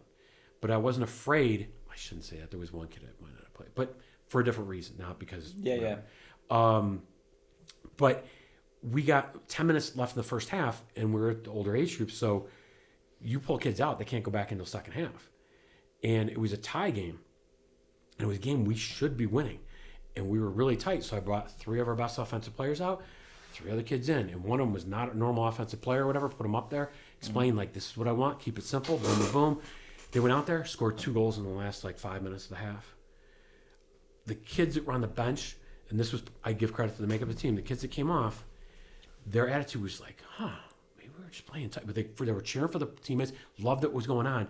None of like, well, we could have done that. We could have, like, and I almost feel like we're sort of in that area now with kids with like the whole, well, I should be out there getting that. Why were they, like, this back and forth where those star players are out. They were phenomenal players. And it's like, I'm like, that's what I was saying. You guys are pressing too much. Right. Just relax. But those kids came off. I'm like, you won, like, and we still had another game the next day, which we won pretty easily. And I'm like, those 3 kids, though, are probably, even though they were like players 15, 16, 17 on the roster, won the State Cup for us. Yeah. Because of what they did in those moments of just doing the little things right, got their opportunity with 8 to 10 minutes left in the first half, but me taking a chance where it could have gone the other way, they turned the ball over in the middle third, and all of a sudden they're up by a couple of goals, and we're chasing the game. So it's not being afraid, I think, in those moments to do that. And it wasn't me just rolling the dice. I was like, they're playing so poorly, what do we have to lose? Like, my best players are playing that poorly. And it wasn't a punishment. I'm just like, guys, relax. Those guys went out there and just amazing. Like, one of them came back, cut on an angle, played it through, but I was like, we've gone through that so many times and the kid never did. I'm like, so proud of that player in the, like, at that situation to make that play. And you just go, that's one of the things you like about coaching. That's those moments like that. It's not always just like the winning the whatever by a ton of goals or whatever and the kid's supposed to win. It's that where you see those kids have success and everybody feels a part of that win. And yeah, that team was that was one of my favorite teams because of that. They were just so just, I don't know, like that Panthers team is like, now I just go, there's just a whole bunch of kids, like, who's the best one on the team for this tournament? Right. And the parents and everything too, it was just really good cohesiveness. There wasn't like, as a coach sometimes which parents are like chirping in the back and they're about pushing agendas in their kid and stuff like that. It eats away at a team. And I don't know what to do about it as a coach. It is what it is. You can't stop parents from being who they are. That's one thing that, like, there is no, like, of all the coaching courses that I've gone to, and I think I counted up, I think I've gone through 11 licenses, coaching courses. I don't think how to deal with parents was brought up once. It's something that you just have to watch other coaches and look how they treat parents. And luckily I had when I first started out coaching, the head coach would have me stand, if a parent was upset with him and they were talking, he'd be like, Jason, come watch this. Just so that, I thought like, oh, he's trying to mold me and teach me. No, he wanted a witness. He wanted a witness of what the parent was about to say and what he's going to say, because you know how everything can get turned. So that was brilliant, but I wish more older coaches would do that with younger staff, and I don't see that happening, because we talked about coaching courses, and I loved some of them, and others I was like, this is too generic, this is too broad, this is too easy. The difference between the NSCAA and the U.S. Soccer is, I think the U.S. Soccer wants you to prove that you can coach their way, whereas the NSCAA just wants to help develop better coaches. Develop and find your way. Yes. Giving find you your tools, own voice. But giving you tools, giving you like I said, like anything else, like, hey, these are the systems of play. This is how to pressure cover is pressure cover. Like, that's not going to change. But within a system, there's a whole bunch of different ways to get to the end result. Yeah. So you can say, like, my way is, well, there's also a different way that's probably going to win too. This is just the one that I believe in. Yeah. So it's in how you go about that. Like, as long as you're also then in it for the best reasons and for your players too, not just about the win at all costs, you can do both. You can be 100% in to win the game, right, but be looking out for your players' best interest, and in many different ways. And I just think that's where, like I said, sometimes we're losing some of the really good people, even if they're whatever level they are as coaches. You're going to lose some of the good people that go, I don't need this, because of all the peripheral stuff. I do think, like you said, I think that we've gotten away from, and correct me if I'm wrong, I feel like the directors 20 years ago didn't coach almost at all. Like, they might have one team. Maybe one team, maybe two, maybe. I feel like even when I was director for a travel club, the club, and I give them a lot of credit, they're like, we don't want you coaching a team. We want you coaching the coaches and overseeing the program. And it's smart, like overseeing stuff. Now, we had differences of opinion and stuff like that, because then I started gravitating, like, very quickly over the first couple of years going, we need to do better with the house to get better at travel. It's just, to me, it's common sense to do better with the younger. A lot of people don't believe that. But most of your board members at clubs, kids are in travel, so that's where their interest is going to be. Yeah. And they're like, no, we need you here to do this better. And yeah, you do. Ideally, if you had almost two people, one to run house and one to run travel. But a regular travel club isn't necessarily going to have the means unless you got all the money in the world, like one of the local clubs, So, like, which they should be doing even more. They're doing a great job, but there's so much more they could be doing. I'm always looking at that like, okay, for your level, what can you do?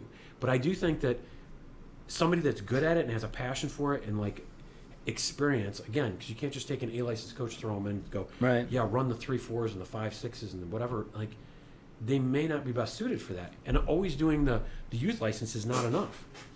I mean, last I heard, they still had the game fetch in the youth license where you just kick a ball and the kid fetches the ball and brings it back. Oh, and I was like, that's insane. It's like, that's insane. I mean, it was a few years ago, but somebody said, yeah, they still teach that. I was like,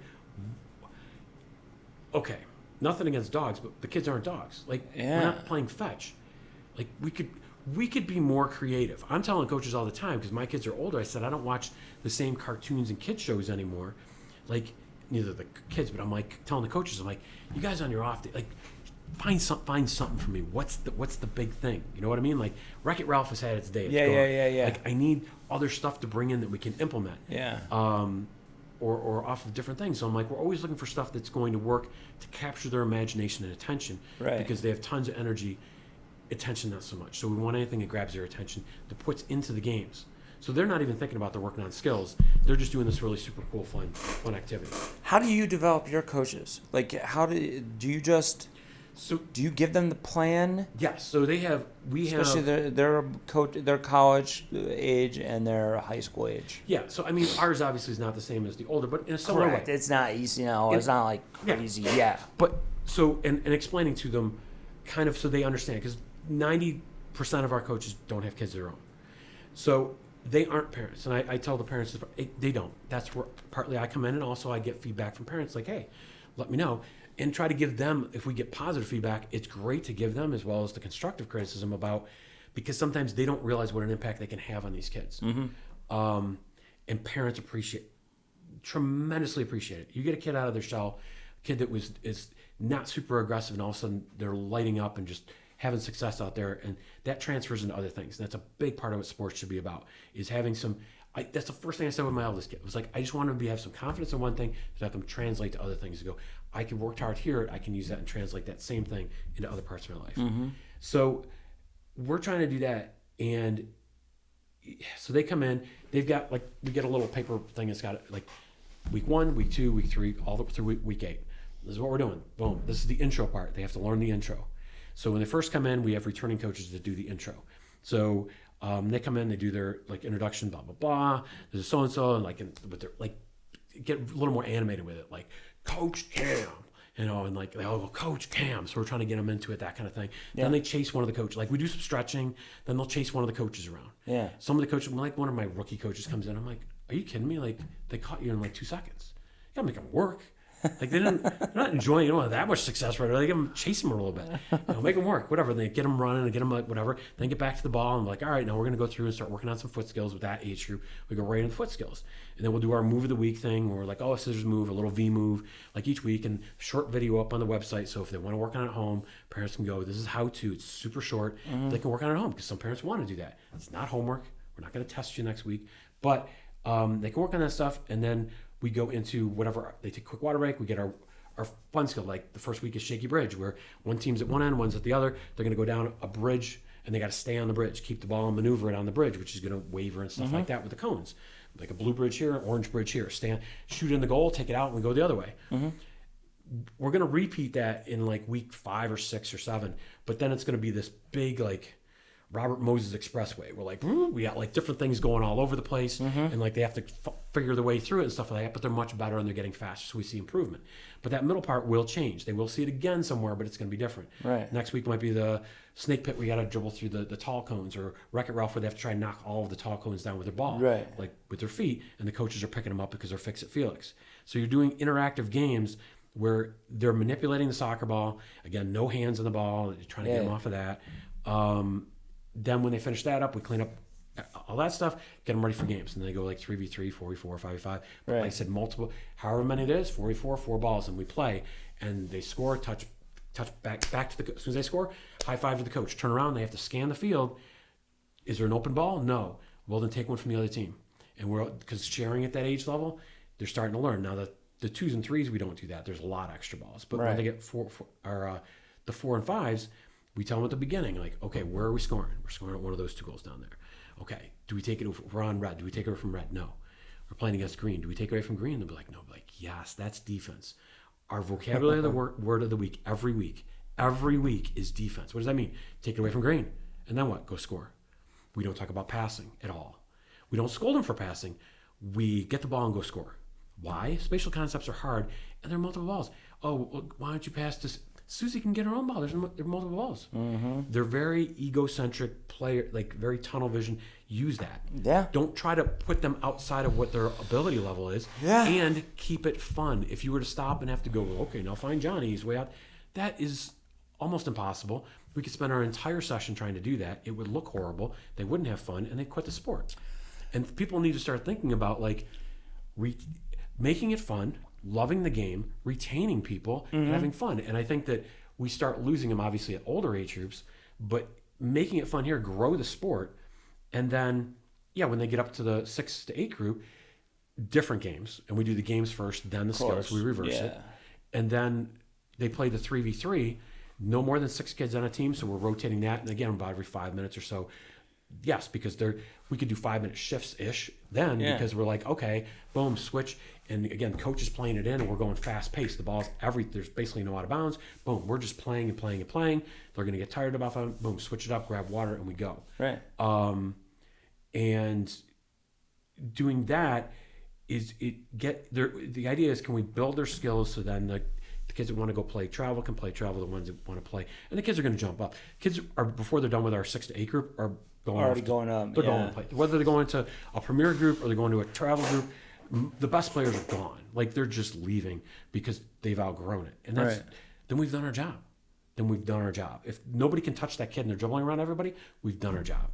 Yeah, and going back to the whole passing thing, that's another thing that was in that document that U.S. Soccer put out years and years and years ago that I feel like they've abandoned, that soccer isn't a team sport until U11. And I agree with that because the mentality that you're talking about building is win the ball and go score. Have confidence to take players one-on-one, confidence to go and win the ball off of somebody. You can't teach that to a 13-year-old kid. You can't add one-on-one that ability to just compete. You can, but it's going to take a very unique coach team situation that's going to allow it. The one year that I was, and this is a long time ago at Flash, team that had like JoJo and a bunch of those players that are going off to college. Some of them might have gone to college last year. So had them, I think, at U9. And I talked to them at the very beginning, and I told the parents, just be patient. It's going to look like ball hogging at first, but there's a method to this. And stuff like, well, you can't pass until you beat a player. Like, you must beat a player. So my backs had to beat a player, and then they can make a pass. And we started making points where, okay, once I beat the player, if I can hit a through ball and connect the pass, not just kick it down and chase, but connect the pass, or do a little 1-2, a little give and go to a player. Right? Each player gets a point. But like doing things like that, where at the end of the year, some of the kids played on defense, are like, this was so good because my kid was always just a back to get it and just move the ball up the field, and trying to do those kind of things. But the girl side's different. Boys are more ball hungry. Anyways, you almost have to go a little bit the other way because the boy side gets out of hand with the same kids. They dribble till it's gone. Yeah. Or it's a desperation pass. And but on the girl side, I wanted to develop that confidence of taking people on and going. Now, once they get past that, though, like with our AFC teams, we would do that. And I'm like, especially as they get older, I'm like, okay, but same thing with our junior-roos. Now, let's say there's 2 goals set up intentionally at the other end. So player has the ball over here. The other team, they're playing against, say, purple. All 3 purple are over here. I'm like, somebody just go over here. This is called cross. That's our next, for that group, the older group. I'm like, cross the ball is one of our things we work on. Like, all right, at halftime of the first week, we're going to see this is going to happen. They're going to start bunching in front of one player slide over here, one support. You got your triangle. Boom, look for the cross or a drop because you have 3 players on you. Right. So that's when we go, if the entire team's on you, that's where we just like a simple cross. Is it going to be the best cross? No. But you start getting the basic things of it. They start to see the shape a little bit. Is it like wonderful soccer? No, but it's better. It's better than what they were doing before. And they're starting to grasp it so that as students of the game, even if they watch a game on TV, they'll be like, oh, that's a crop. They'll start to see those things. Right. It's just implementing little bits of it, just like different sports I played when I was younger, and they'd say stuff, and they'd be like, oh, yeah, whether it's baseball or hockey or whatever, and I'd be like, oh, yeah, we worked on, our coach talked about that. You want to do that so they become kind of students of the game as well. I mean, that's a huge problem, which in America, most of the kids don't watch enough soccer either. But, I mean, it is what it is. If the kids don't want to watch it, then, I don't know, it's again, I don't know about winning a World Cup when the majority of people don't want to watch it. So you can't make them watch. That's why whatever you can do to make it more. I thought the indoor soccer stuff with the boards too. I thought that was more entertaining. They were talking about bringing nothing against anything professional Buffalo. Great, I wish the best for it. But I'm like, the indoor soccer and playing the music, kind of like with the Bandits. I was like, dude, people had fun. You got your average people, or even not even soccer people, going to those games, right, to watch the stuff. I mean, they weren't selling out, but they were getting decent crowds at times. I'm like, it's fun. Well, look at the Bandits. Not everybody is a lacrosse aficionado. They love it. It's fun. It's fun. It's a fun thing to take your kids to. Yeah. There's entertainment value to it, and it's still a sport product. Right. So I think it's trying to sometimes get away from the purist type of thing and just go, okay, but what's really going to sell to the people in terms of a product that's still your product? It's still the same product.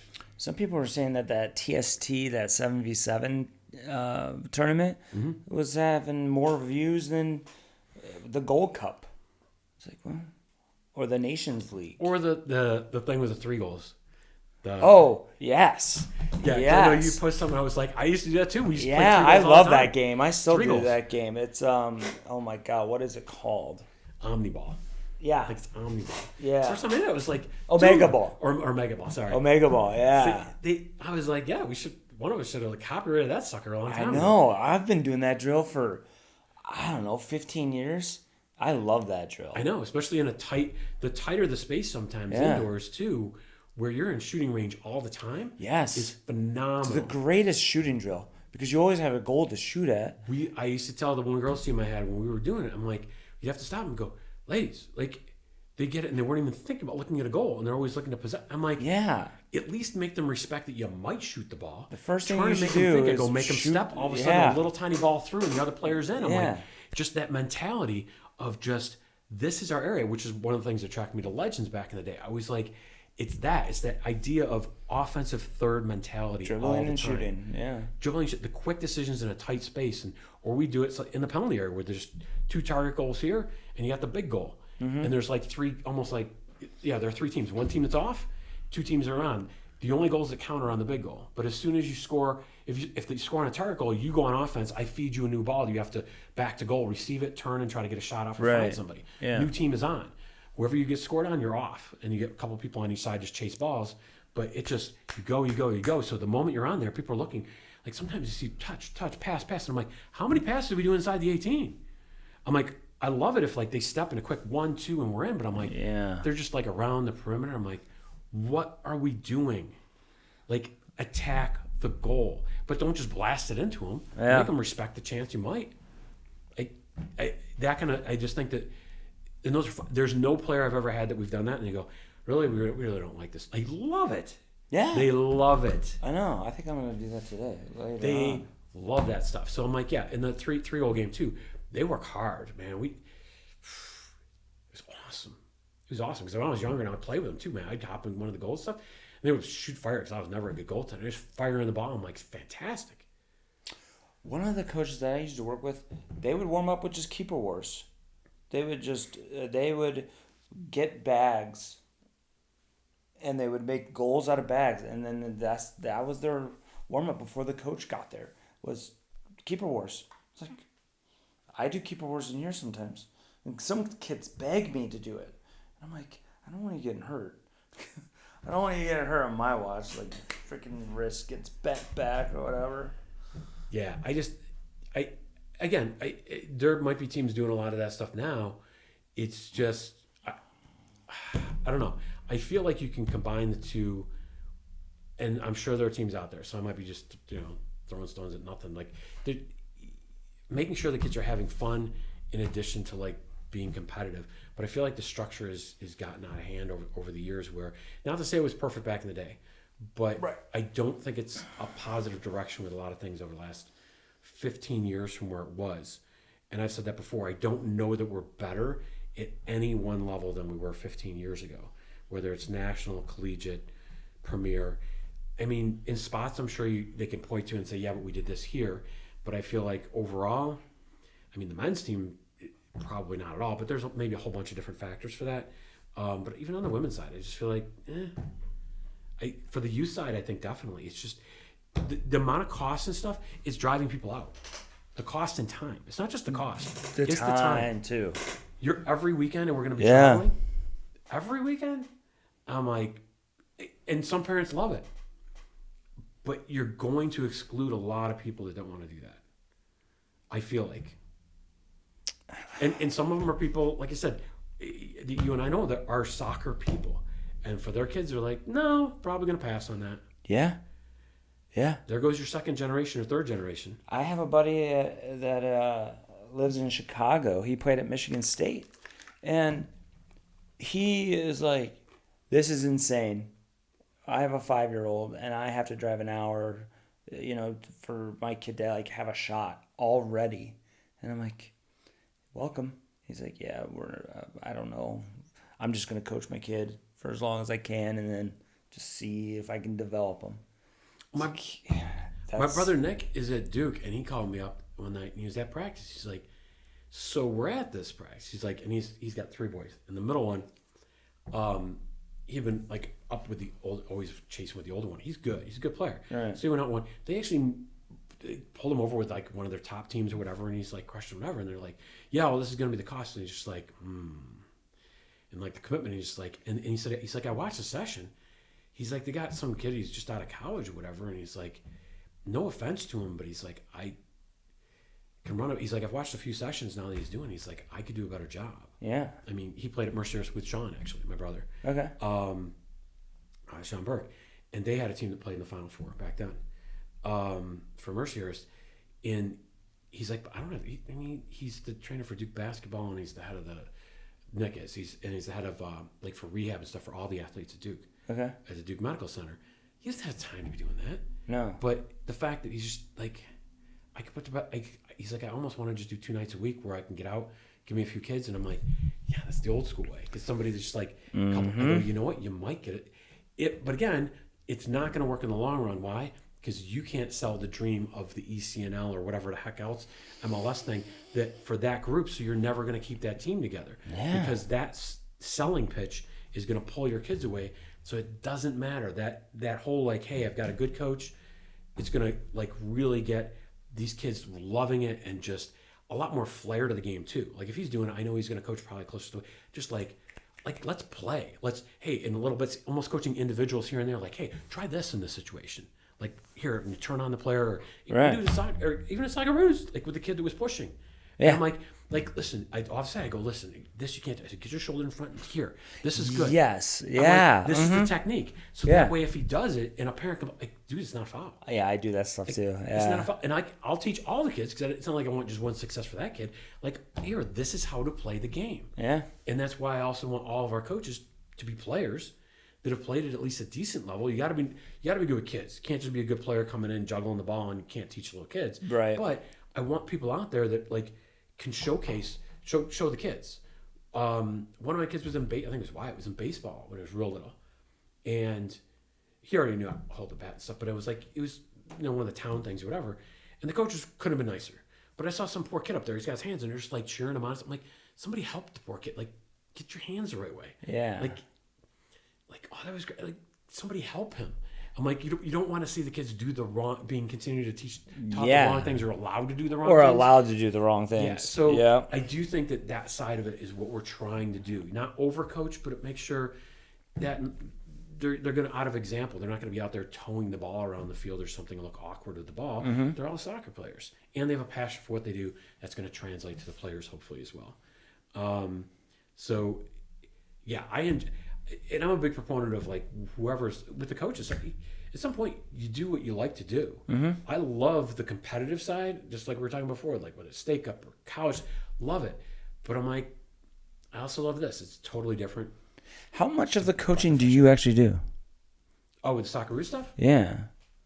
Or are you kind of like the director, how you were talking about how a director should be? I am the director, but like, for example, last night, I jumped in on one of the fields because I felt like I give the I give the coaches, especially new coaches, I give them a leeway, but so I'll hop and help them sometimes. And we were short one extra coach that I wanted, which it happens. The first week we used to have a couple extra, but because we check in and everything else. And although I had Griffin there last night, for a 12-year-old, he helped with check-in better than some adults. He's great, and I'm hard on Griff a lot. But he was great. That's his thing. So one of the fields, though, not going to name coach, but I was down at one of the other fields. I try to go around to each one and get a little bit involved and stuff like that, so the players know who I am and everything else, and can keep the pace up in what we're doing, and reminding the coaches, especially with this new thing of like getting the coaches getting the goal kicks in and stuff like that after a restart. And I kept looking down on one team. I'm like, there's too many. I'm like yelling down. Like, it's 3v3. There's too many. I guess too many players in the field. So I ended up walking down there. Just took charge of it. I'm like, this is what we're doing. I'm like, if it hurts somebody's feeling, like that's okay. I'm going to make sure it's run right. It's the first night. I want it to run the way it's going to run. Right. And if it's stepping on somebody's toes a little bit, I'm like afterward, like, listen, don't mean to do it, but it needs to be done. I asked 3 or 4 times, it didn't get done. We're going to do it this way. And it's like any other job. Like if it's not going to be done this way, I'll just take the hours away and put somebody else on there. Just like if I've got a teenager or college kid that's in there but it's not as into it, right? I got somebody else whose hours start hey, I can work more nights because my ECNL team's done or whatever. Great. I want the best people. With avail, it's like any other job. They're going to learn. If you're in a restaurant business or something like that, my best people that have the best availability, if they have more hours, somebody's getting bumped. And that's the way it's going to work. Right. Ideally, yeah, everybody works what they put in there, but I want the best people because I want the best program. So it's about fun. It's about all the positivity about it, but it's got to be that way. Otherwise, you're not going to have people going, hey, this is so much better than the other youth program I was in. This is great. I want more of that and not, which I'm okay with the constructive criticism. Like, hey, Coach so-and-so is awesome, blah, blah, blah, blah, but Coach, like, let's use for example, Coach Cam is terrible for these reasons. I'm like, I use Coach Cam. Cam's awesome, so that's what I'll say. Coach Cam. They're not going to complain about Coach Cam. She gets a lot of requests for people, like, that's what you want. Right. When I get people requesting you as the coach, yeah, as a director of a club, you're awesome. Like, you're awesome. You're one of my top employees at that point. That is a great sign. Yeah. And it doesn't mean just like working with 2 or 3 people that are your favorites and getting them to, but like you get a lot of people that are just like that, or people writing me an email or pulling me off to the side. I just wanted to tell you, so-and-so did great. Alex, the one time, parents just raving about how Alex, with the effect they had on their kid. I tell Alex she lights up. Like, yeah. Awesome. And that was a couple of years ago. And that made Alex go from a decent coach to a phenomenal coach. She got better. So it's that positivity, whether it's with the players or with the coaches. But you can't just give it for nothing. You have to earn it. I'm always there trying to help them, but if you don't put the work in, and I tell the coaches all the time, you work, say, 3-4 nights, 5 nights even, middle of summer, you're going to be like, you get to that junior room, there's going to be nights where you're like, and you just want to sit back and just like, I'm like, engage every kid. Enthusiasm, engagement, you want them to enjoy what they're doing. I'm like, all the E's. I'm like, energy, enthusiasm, engage the players. Right. Did you engage every player out there? Especially I come over and I'm like, second week. It's huge. Do you remember that? And I get it. If you're working multiple nights, I'm horrible at names. I'm like, what's that player's name? I don't know. Did you engage them yet? No. Well, then do it. You'll remember names faster that way. I'm sorry. And don't be afraid to ask them 3-4 times. Exactly. It happens. Yeah. It happens. And if they don't speak up, be like, what? I'll even get the clipboard. We'll figure out the kid's name if they're kind of mumbling. Not a big deal, but we're going to find it out. Yep. We can even go to the parent. Don't be afraid. I couldn't make out what he was saying his name was or her name. Not a problem. Because I want to make sure I'm saying their name properly. Right. That's another DeChico thing that I learned from DeChico, because he used to run those Soccer Plus camps, his goalkeeping camps. And I think his son still does it. And I sent a goalkeeper of mine there, and DeChico didn't get there till Wednesday. There was about 100 kids in this camp. He said that by the end of that first day that DeChico was there, he knew every kid's name at the camp, and there was like 100 kids. And that has stuck with me forever. It's like, learn names. learn names, kids. And I'm so bad at it, and that's why I tell the coaches, I need you. Well, number one, it's your team, Right? But I need you to learn them so that when I come around, Then you could be like, from my who's this standpoint, kid? Yeah. As a coach, I always do it from the best to the weakest and work your way to the middle. I said, just because the middle is going to be the hardest because there's a bunch that are kind of similar.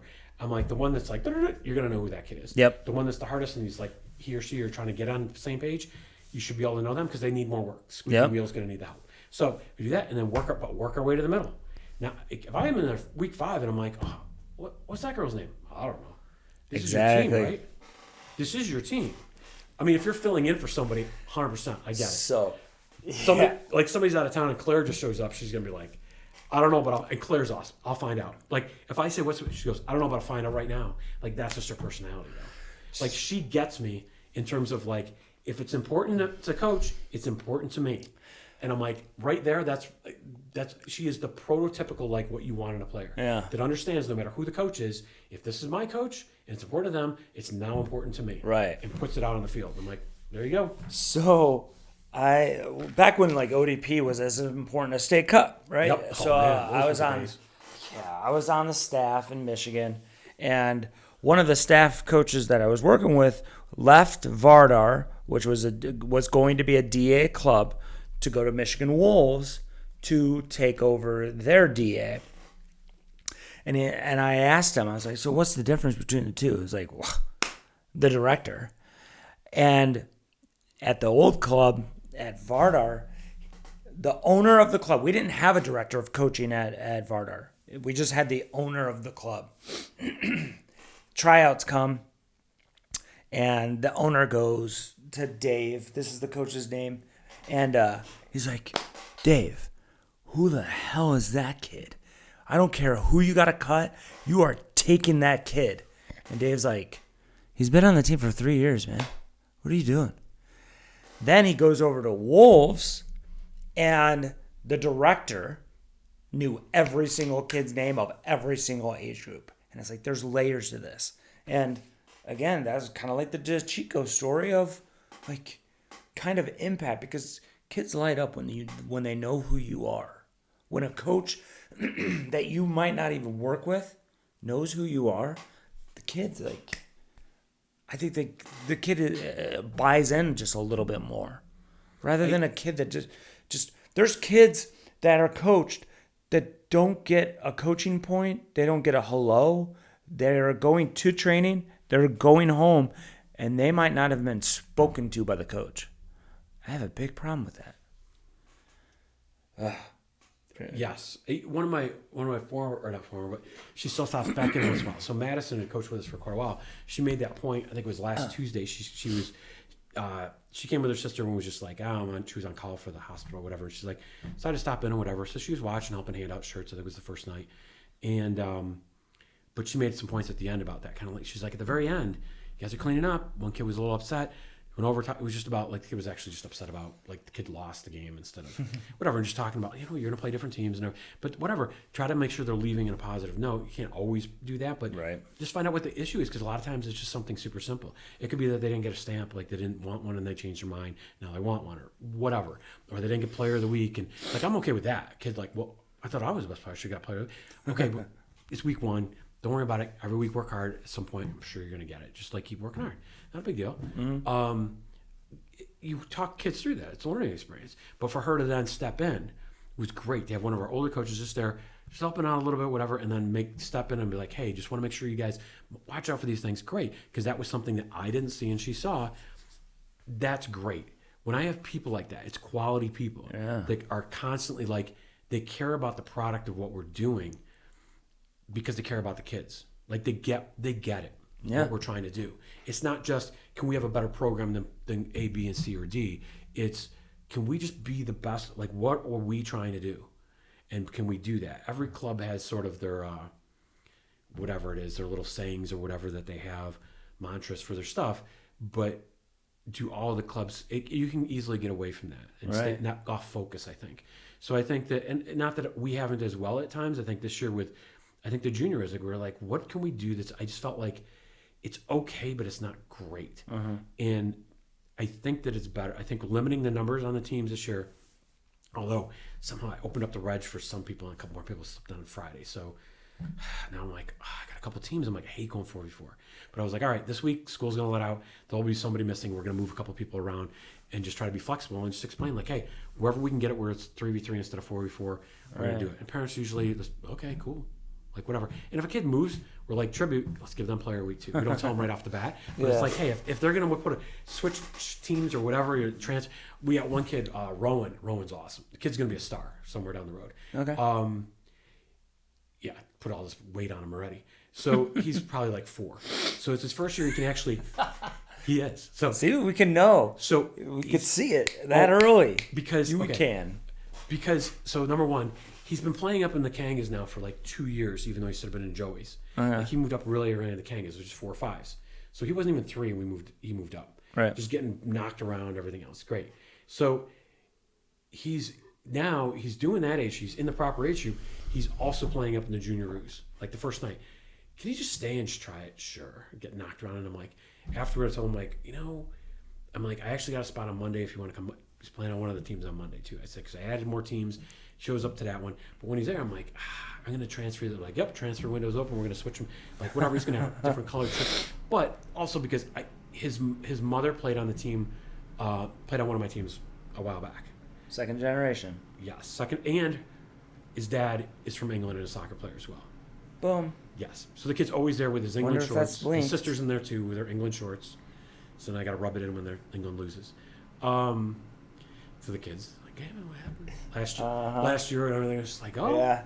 I was like, enjoy those semi. Oh, you're not gonna make them. Like, just the whole time I was like, which round are they gonna lose in? Rowan has no idea what I'm talking about. Anyways, that kid's he's gonna be great, just because it's like the parents are super flexible about it. They're not over the top, but they're just like, the kid wants to play. He's out there, or whatever. They're not making. You can tell the kid wants to just play, and it's like fantastic. They're not yelling and screaming at the kid. They're not talking about what they should. They're just enjoying it. Like they're literally enjoying the experience. And the kid is obviously some genetics come involved with that too. But you just go, sky's the limit with that kid. But you never know. Maybe the kid will go into another sport too and go to something else. Who knows? But I just look at that and I go, that's great. I don't know where I was going with it, other than just like, you get certain people like that and we can move them. They're flexible, but they get also like, wherever he plays, it doesn't matter. And I get sometimes people want to play with the friends and stuff like that, but at the younger ages, they're so focused on that stuff that it's more, and I get it, it's more about the parents want to be together. Right. For the social side of it. Yeah. They are the whole time. I think, even my wife with Griffin's team, like, I get it. There's that side of it. Yeah. I am horrible. She's like, you're the most antisocial person recently. She just goes, you're not even a social person. It's like, at soccer, because I just sit away from all the people. Yeah. Because I can't handle the I used to tell the players all the time, I go, the parents yell the dumbest things in the world because they love you. I go, they mean well for you, but they aren't thinking like always the smartest play on the field or anything. We had one daddy, great guy, running across midfield, and he's yelling for his daughter to shoot the ball. And I'm like, all right.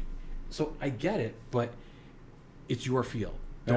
Outside of here, listen to your parents all day long. On the field, you need to just block that out.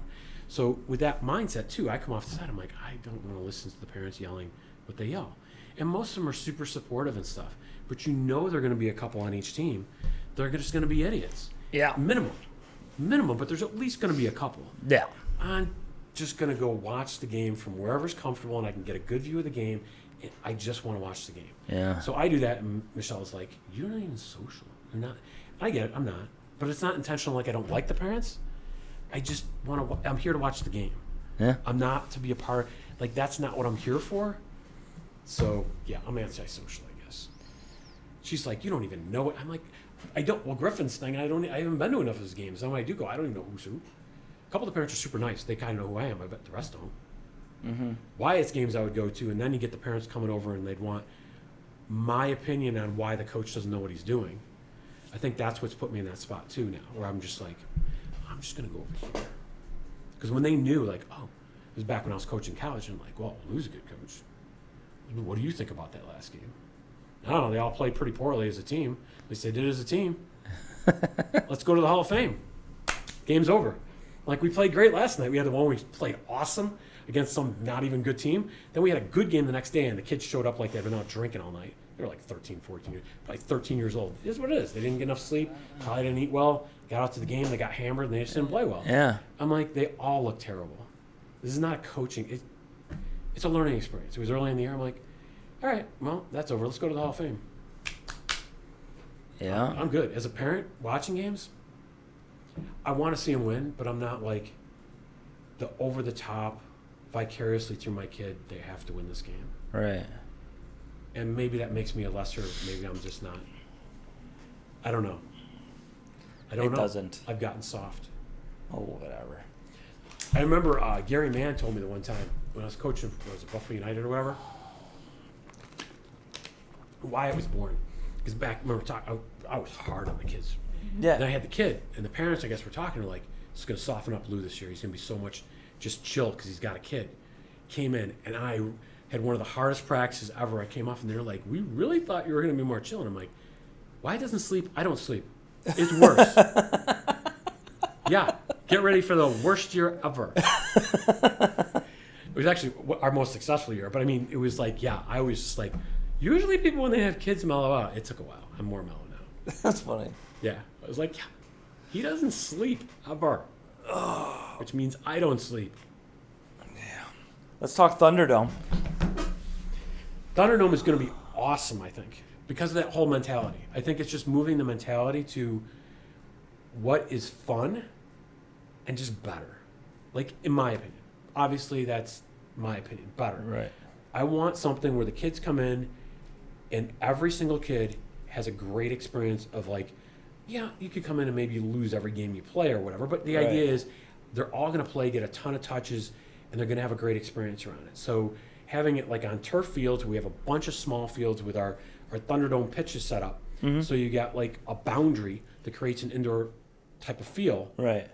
Where the ball doesn't leave play very often, and a whole bunch of them all on one football field. Yeah. So they have stands and stuff. The one in Orange Park's perfect because they have like a screen set up already that goes around the track. You can easily see through it. It's much better than like it's Salem's indoors. But screen, so that way the ball doesn't go flying out if it went out. But also gives a boundary so parents can be near the field but not on top of the field. Right. And they can walk anywhere around to wherever their field is for their kid. Or sit up in the stands and just sit and watch. But it's all in one spot. We can have, vendors with things, music playing the whole time like a Bandits game. We're going to implement, we have the press box too, so like I said, play music, but we get the championship game, we can announce the 4 players. Yeah. So the 4 players on each team.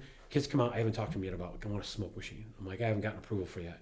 The whole thing where they run through, you can videotape them coming out, like, be awesome. Like, make things cool for kids. Yeah. Like, where they just go, this was awesome, an awesome experience. Uh-huh. And then stuff like you've added in the ideas of like, can we get to, which not initially, but down the road, can we get a camera on each field and have a YouTube channel for each field? So if you got grandparents at home, or let's just say you're watching your kid play, instead of you sitting trying to videotape it or whatever, some big goal. Right, you just have access to it. And just go watch the game and show the grandparents on, look at this. Yeah. Look at this one. This is their entire game. Johnny, look at this. Johnny's tearing it up in this one. Right, exactly. It's fantastic. Yeah. And they can be proud about it. They could even probably clip it out if they know how to do that. Clip a little video out, put it up. We can take some of those, put them on TikTok or whatever. Yeah. But the idea is try to use the most modern technology, but use it in a space instead of, because I see this stuff on Facebook where people do ECNL games. I'm like, even if my kid was playing, I don't think I'm sitting and watching this whole game on here. No. From that standpoint, this is right on top of a very small field. You're on top of it. You're going to be able to see everything at a pretty good angle. Right. Right on top of it. I'm like, that's pretty cool. I mean, during COVID, I sat and watched Marbula 1? The little marble race? Yeah. Awesome. They still do it. Every once in a while, I'm like, do they still run it? They sure do. That thing was, because it was just a cool thing, it was different. Now, I'm not saying ours is like better or worse or the same as Marbula 1, but I'm just like, it's a different thing where you just go, this is pretty damn cool to watch. Where you can actually like root for it. You don't even have to know a kid on the team, but like, it's a pretty darn cool game. Right. Yeah. And the kids are getting just multiple touches immediately. Yeah. There's no chance, like I said before, that your kid's going to be out there and just not get touches. There's nowhere to hide. When you're in the game, you're in the game. Very much like the EA Sports. But when you're in the game, you are in the game. How many air pitches do you have for the July 5th? So we have 4 Well, actually, we have 5, but one of them we'll use as an extra. So we have 4 of the small ones.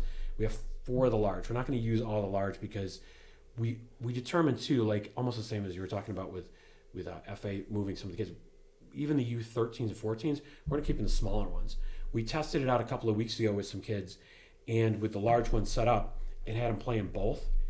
Before we put them out there, the kids were like, we want to play in the big one. After they played in both of them, which one do you like better? They wanted to play in the small one. The small one, the pace was just better. It was so much better. Really? There was almost too much space in the big one. It was better. Like you almost had to go to 4v4 with the other one because there's just too much space. So it worked better. And I've run it with the 16-year-olds indoors here at PlayMaker with 16 and under in the smaller pitches. Yeah. We set up 2 of them in here, and they played and just went, 5-minute games or whatever, or 8-minute games, and just rotated, and the kids are sweating like crazy. Right. They are working hard. We're like, when's our turn off? Like, when do we get an 8-minute break? Because not a 2-minute break in between games, but a whole, they're dying. So I'm like, you can get a workout in them, even though you look at it and go, really? It's pretty small. Nope. Because you're in the game. You're always on the ball. You're always right there. Right. So, and you have basically that 1 yard or 1 meter little arc there, so they can't be inside of it. But I think that I really thought the big ones, I feel like we bought too many big ones now. I'm like, I actually talked to Anders about, we're going to try to send one of them, I haven't even opened, send it back. And I'll trade even those. Trade it in for a smaller. The other one's cheaper, but I don't even care about them.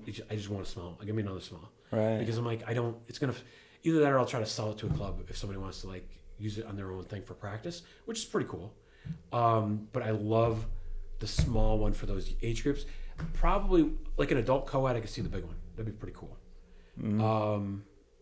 We thought about maybe women's open, but I do like the co-ed too, like a 2 and 2, like mixed doubles or whatever. Like two guys, 2 girls, and just rotate it through like you do the other one. Just like every quarter, one person has to sit for 4 quarters, get 3 quarters of the game. So it kind of takes it out of, like we talked about before, one little bit of strategy, but everybody's getting exact same amount of playing time. Right. And no coach is sitting there with a thing trying to figure it out. End of the quarter, boom, 1 sub's off. We're going to do it with so we have it open for the competitive side, but also a rec side. And the idea with rec is the kids that play more of a house league type as well. Right. Those kids don't get tournaments. So we want to run tournaments for them where they can sign up as individuals, and then we'll just put a team together. But if you've got 3-4 players or whatever, let's say you only got 2, you can sign up, and just like our SoccerRoos, you can request teammates. If you don't have enough, we'll put a team together, but you'll be with whoever you requested.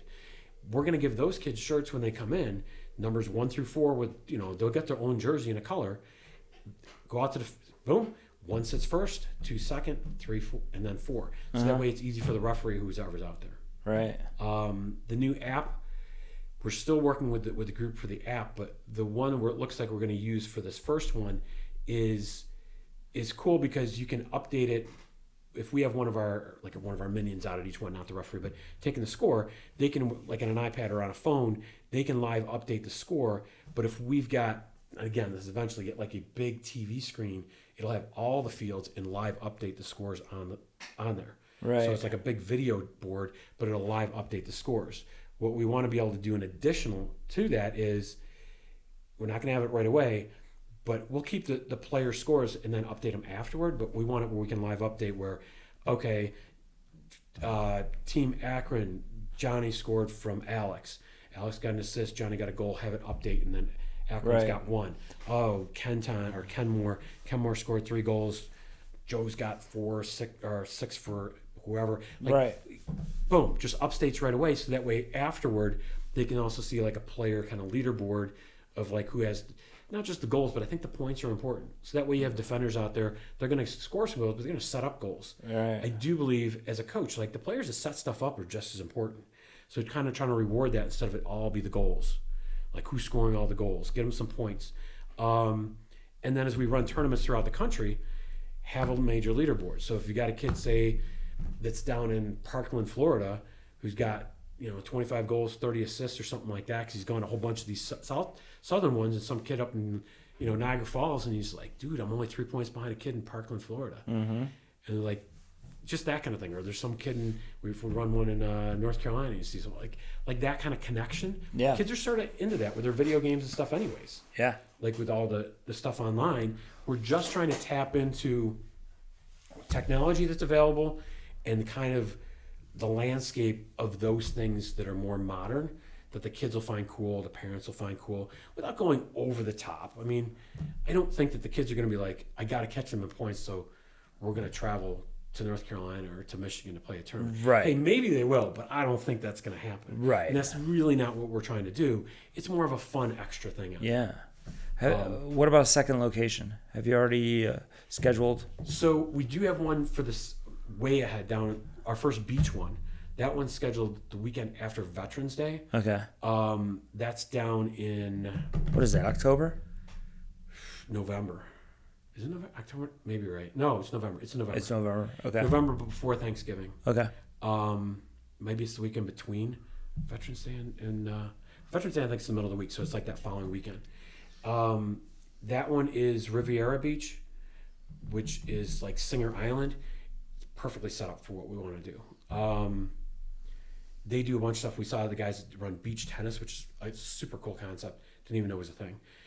They want to get together and also do like an event that's like part with them and us at the same time. Mm-hmm. We might do our younger teams one day and the older teams another day while they run their whole tournament. But they're ahead of us on the sponsorship side and a bunch of the other stuff. They're ahead of us with some of that, even though our numbers initially might come in bigger just because we're soccer and people know soccer as opposed to beach tennis. Right. But it's pretty cool. And that way kids might go, I love this. They want beginner people to be able to, a beginner level, to go out there and be able to try it too. Mm-hmm. So those guys are super cool. And they also, with their app, they're the ones with this ranking system and stuff where one team can put their score in, the other one just puts, yes, that's the score, it goes in. Referees don't have to do anything about it. Starts ranking them with certain things in their stats. So I was like, that's brilliant. And I've seen that with chess too. They rank the kids with certain things.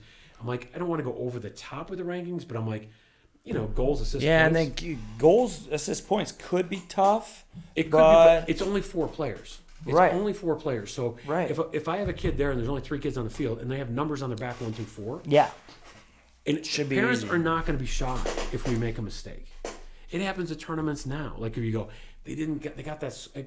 Parents will call and be like, they got that one score wrong. I'll have to call the director and go, yep, just change it. Just change it. Don't worry about it. Look at it. Yeah, referees make a mistake. It's okay. Right. But they'll be like, hey, you missed 1 assist. Okay, now at the end of the world, we'll get it. Yeah. Like, we're good. We just don't want it where, with the kids, they'll be like, well, everybody got 4 goals. Yeah, your team only had 6. That's not possible. So trying to get an app where you basically put the score in and it updates the score for the team. Yeah. You want to get more of that direction.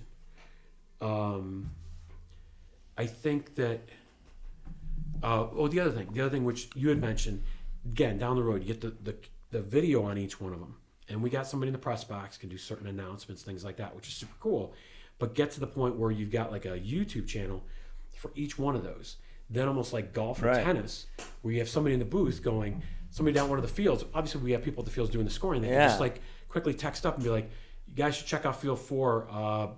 Amherst just tied up the game with 2 minutes left.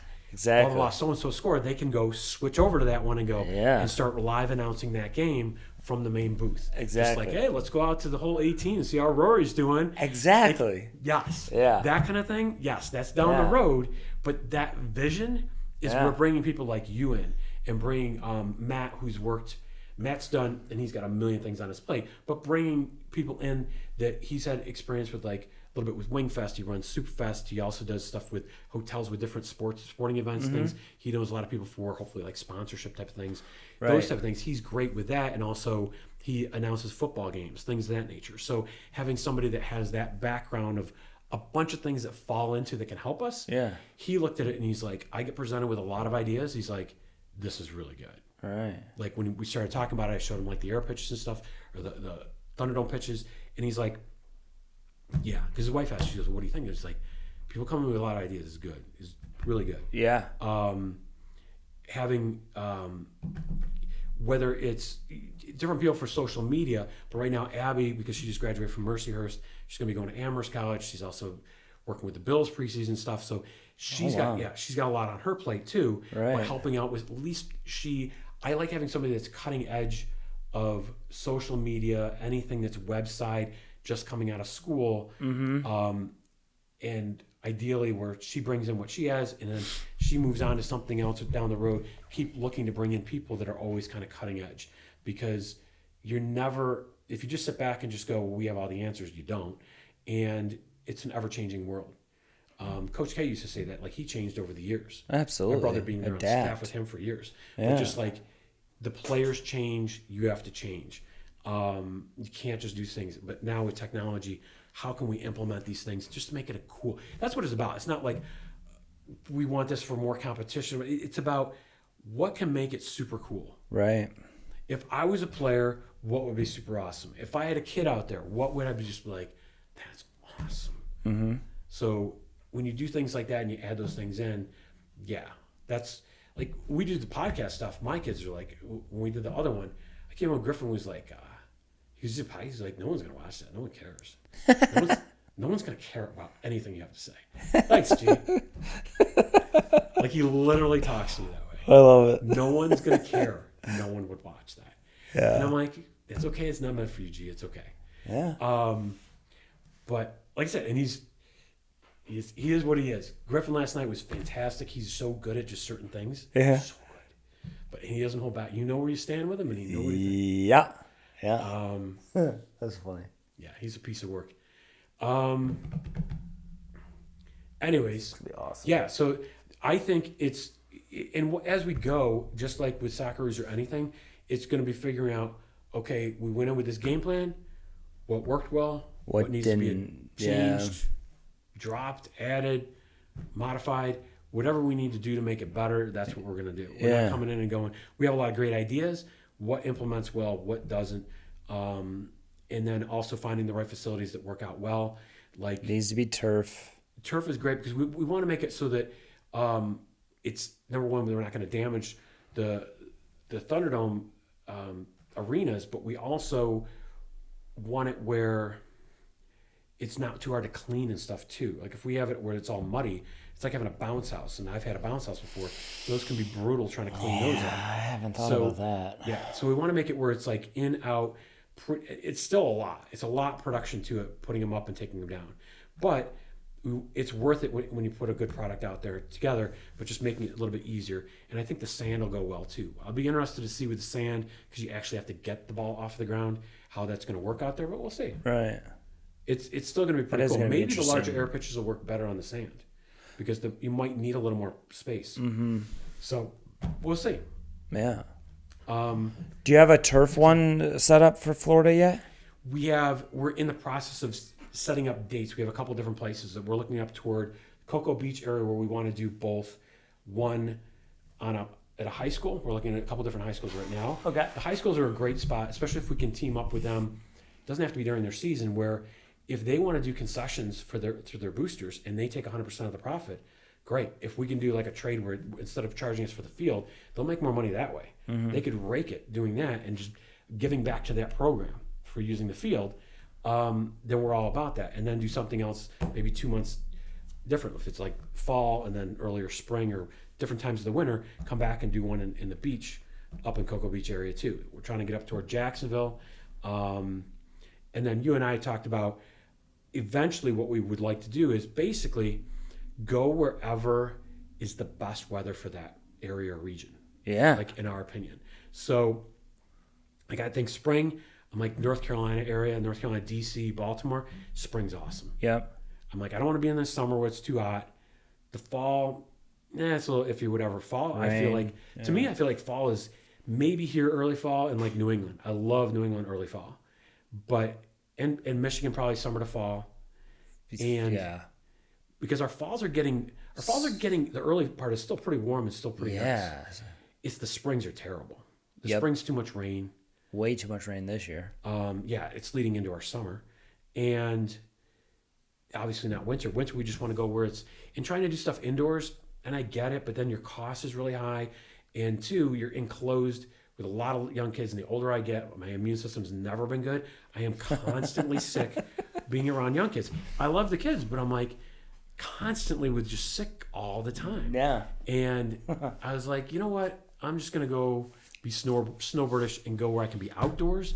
We can accommodate more kids, and we can just be outdoors. I'm like, I'm at a stage in my life where if you can do stuff where you can be where you want to be outdoors, why would I not do that? So I think the other one for like springtime, I think toward New Orleans is great in the spring. I think that somewhere that Atlanta area could be depending on the time of winter into spring. It depends. 'Cause you don't want to hit. Yeah, you don't want fall time. You don't want to be where the tropical storms are coming through. Yep, that's where Florida, they get they're smashed through there. So you're not going to go there. Fall's better up here. It's sort of like our spring. So we'll go winter, spring there, and then in spring up through the north or through that middle Atlantic, and then work our way back up to here. What about a second location here?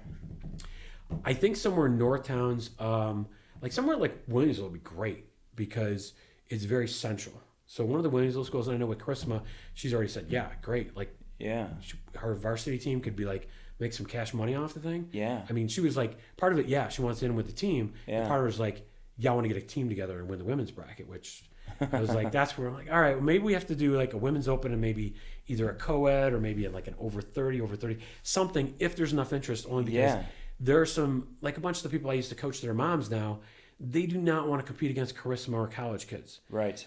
But they might want to get out there and play. So it's trying to find that happy medium. I want to see them because when I see someone they have kids in our SoccerRoos now, and they're like, what, maybe 30 years old, and they're like, oh, I'm past that time. I'm like, are you kidding me? You're only 30. And it's a little like, come on now. Yeah. Come on. Yeah. I get it. And that's where we do have to find. It's the fitness level again. And if anybody like listen to the podcast, if there's anybody that wants to get involved, like having a trainer on staff for the day, I would love that because I do think if we get older teams, that's what I'm not worried about the kids so much. We get older people out there. A trainer would be awesome. Yeah. Just to be out there for the day, and we'll put whatever it is because we did that when I was at Hamburg. We had one group, but one of the dads that was helping with the club on the board, he was able to have people out there, and we got them a golf cart, which that's a regular tournament. I don't think you need a golf cart. We're all on one football field.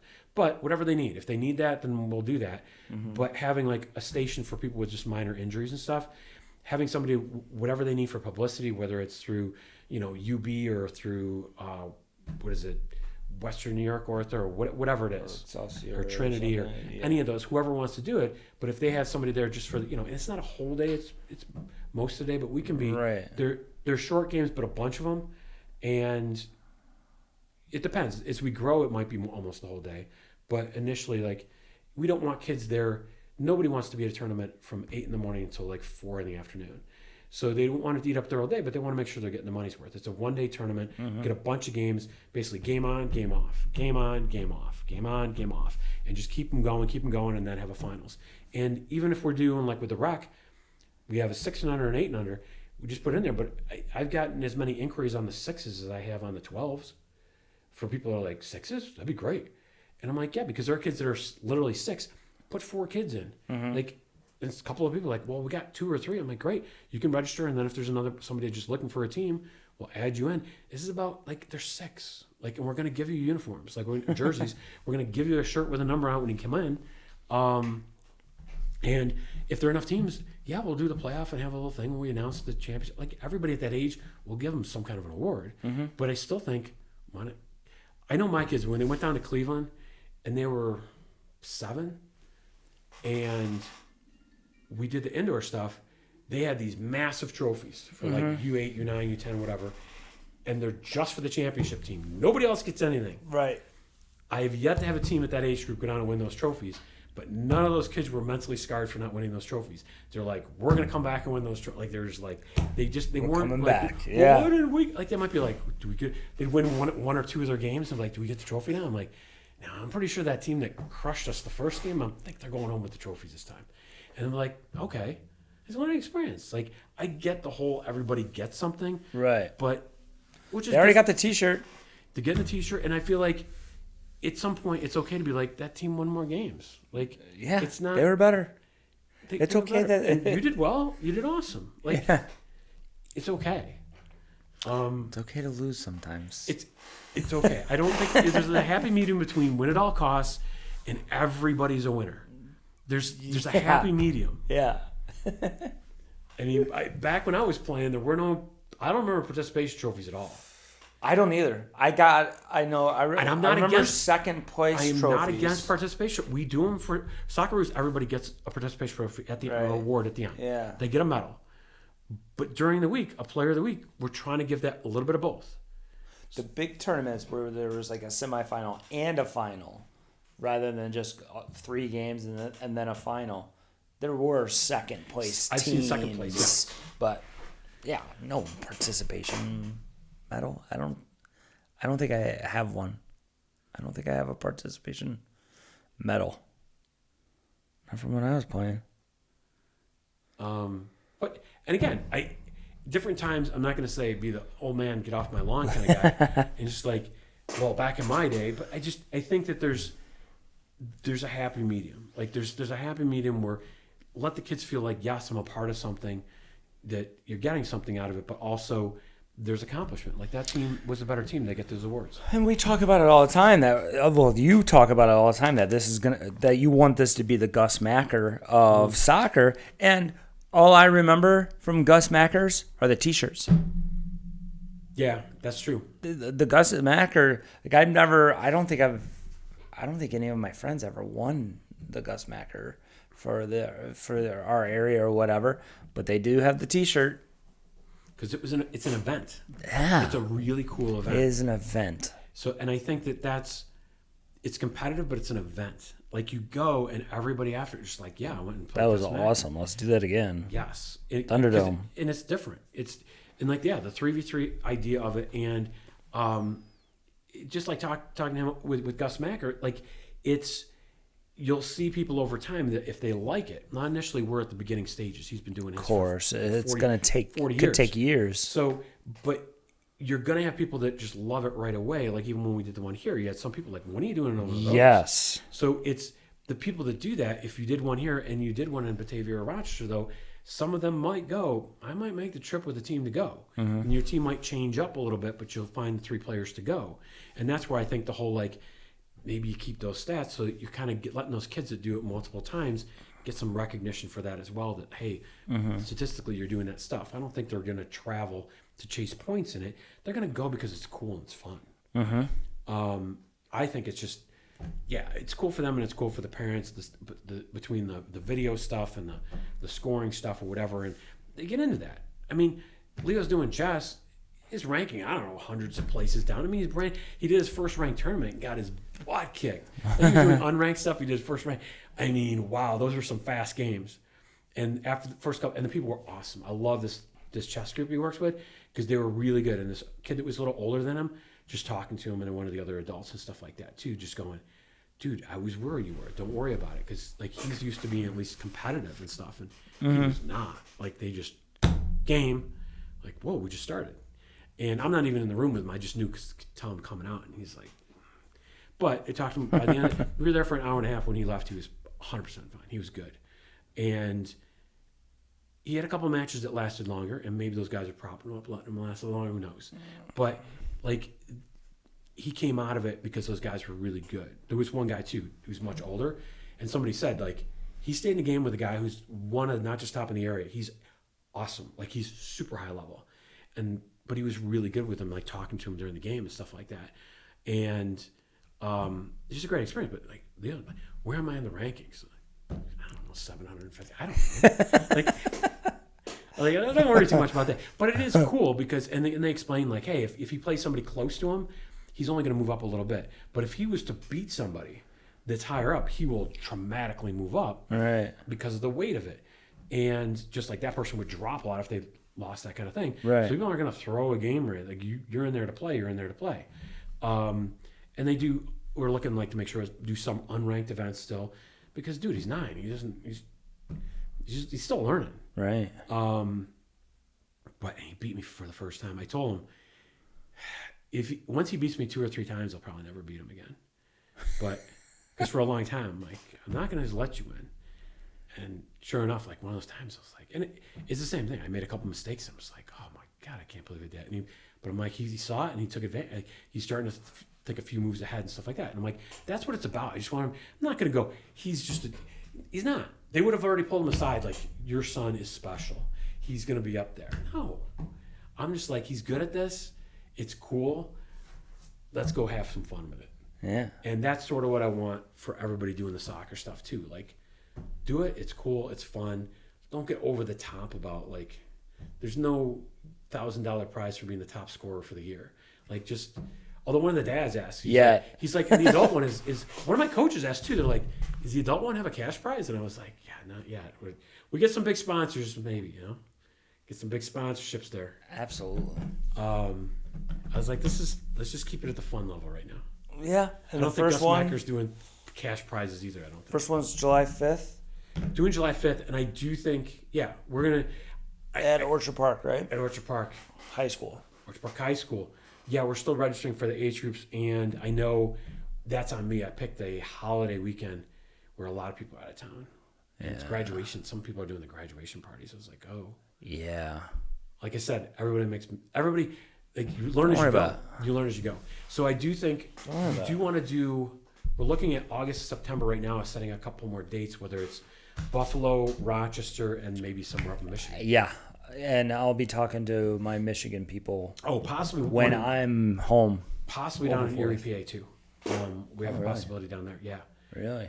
Yeah. One of the coaches that Abby knows down from her days at Mercyhurst, the coaches at a high school down there too. So that would be pretty cool. That would be sweet. If we can get in 3 or 4 of them in that like end of summer going into fall before the weather turns. Before school starts? Well, it could even be in September because as long as we do it. Like a Saturday. There are a couple of holidays, right? I mean, Labor Day weekend is, I think people want to do whatever they're going to do. Yeah, it's the last weekend of other summer. One, whatever Columbus Day or whatever we call that now. Yeah. Or that October, I think. But that's iffy. October, yeah. The weather could be iffy-ish. October's been pretty nice the last couple of years. The beginning part should be. Halloween's miserable usually. Yes. But the beginning part, we should be able to lose daylight. And I feel like nobody does anything for Columbus Day or whatever we're calling it. Indigenous Peoples Day. Yes. So it's just maybe that's gonna be our big day. Indigenous Peoples Day. It's Thunderdome Day. There we go. You're off of school. Thunderdome. Website's up. Thunderdome3v3.com. 3v3.com. Is the YouTube channel up already? No, we need to get a YouTube channel. We're working. Yeah. It's all a work in progress. We're trying to figure out how to like. I don't think you need multiple channels. I think there's a way where you could broadcast eventually, kind of like where all the games are under one channel, but you can have different feeds into it. I don't know how. I'd have to talk to my buddy at National Soccer Network to find out how to do that. Yeah, I was thinking about reaching out to him just to get pointers. We're not at the point of hiring him yet. We're not that big yet. No, he's expensive, but he's good. Yeah, but just getting ideas of kind of the same thing when I reached out for Gus Macker, like, hey, over the years, what have you done well? What has it not done well? Those kind of things. I think they did on Saturday. I think they did 54 games. 54 games nationwide. Just from one company. It's crazy. I know, and he grew quickly. So 3 years. I think even when you talk to him, it's not about, like, I don't think they had a game plan of day one to be where they are now. No. It just happened. Yes. And it's making sure you take, just same thing I tell when I used to coach the older players, basically at any level, take care of the little things, the big things take care of themselves. So we just focus on the little things to get better. The bigger things will take care of themselves. So instead of the whole 5-year plan or something, it's more about creating systems and what works so that we have the best possible product out there. Create a great product and then it'll take care of itself. That whole thing is changing, right? Because when we were coming up, it was like, oh, you have to have a 5-year plan. 5-year plans are out the window. It's all, can you adapt day to day, week to week? And I'm telling you, I love the fact that parents want to get involved at the coaching level, at the grassroots level, but they sometimes get so far ahead of themselves and stuff on that competition side.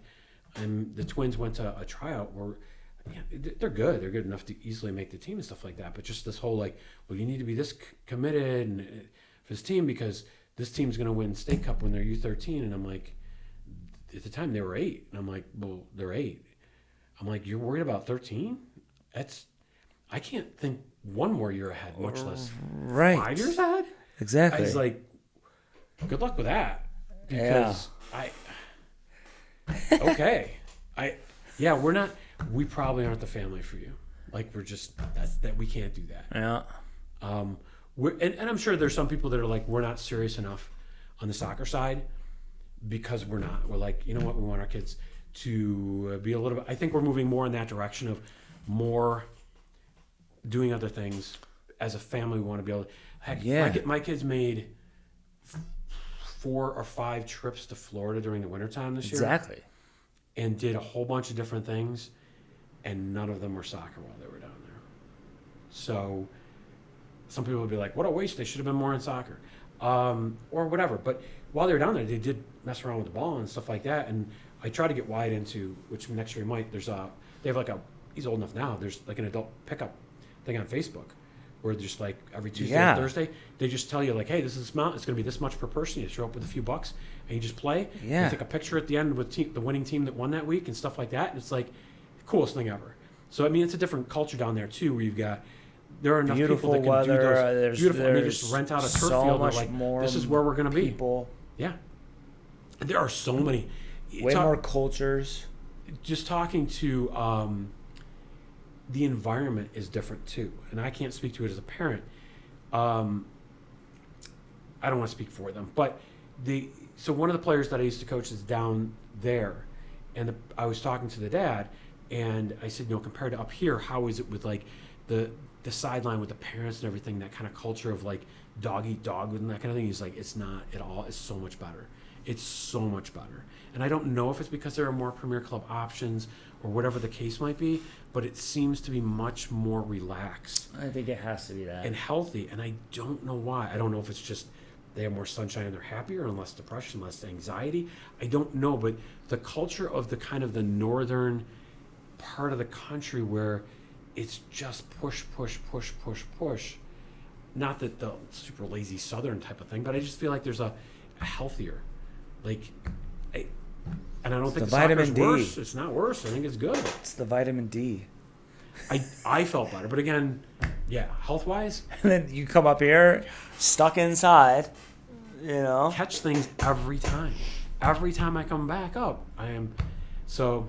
And luckily, I also have a wife and a family that are like, we're just different though. I mean, we're like that. Let's try it. Let's just do this.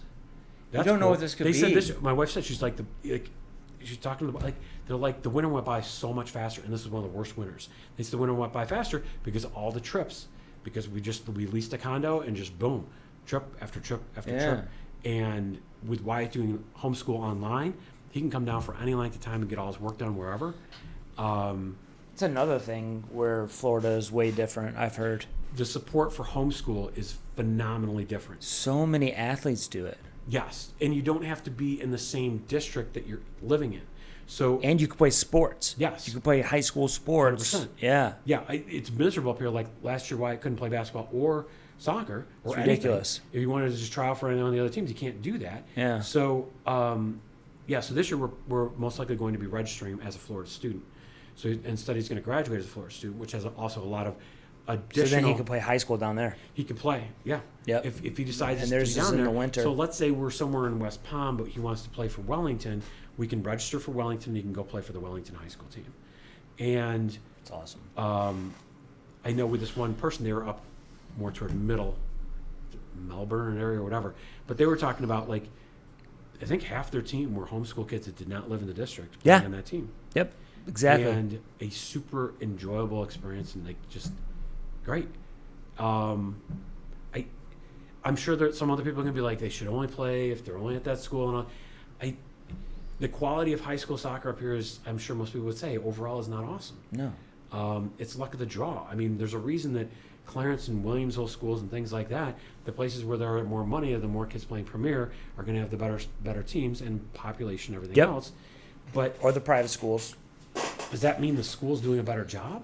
No. It means more kids fell to you because that's where they live. Mm-hmm.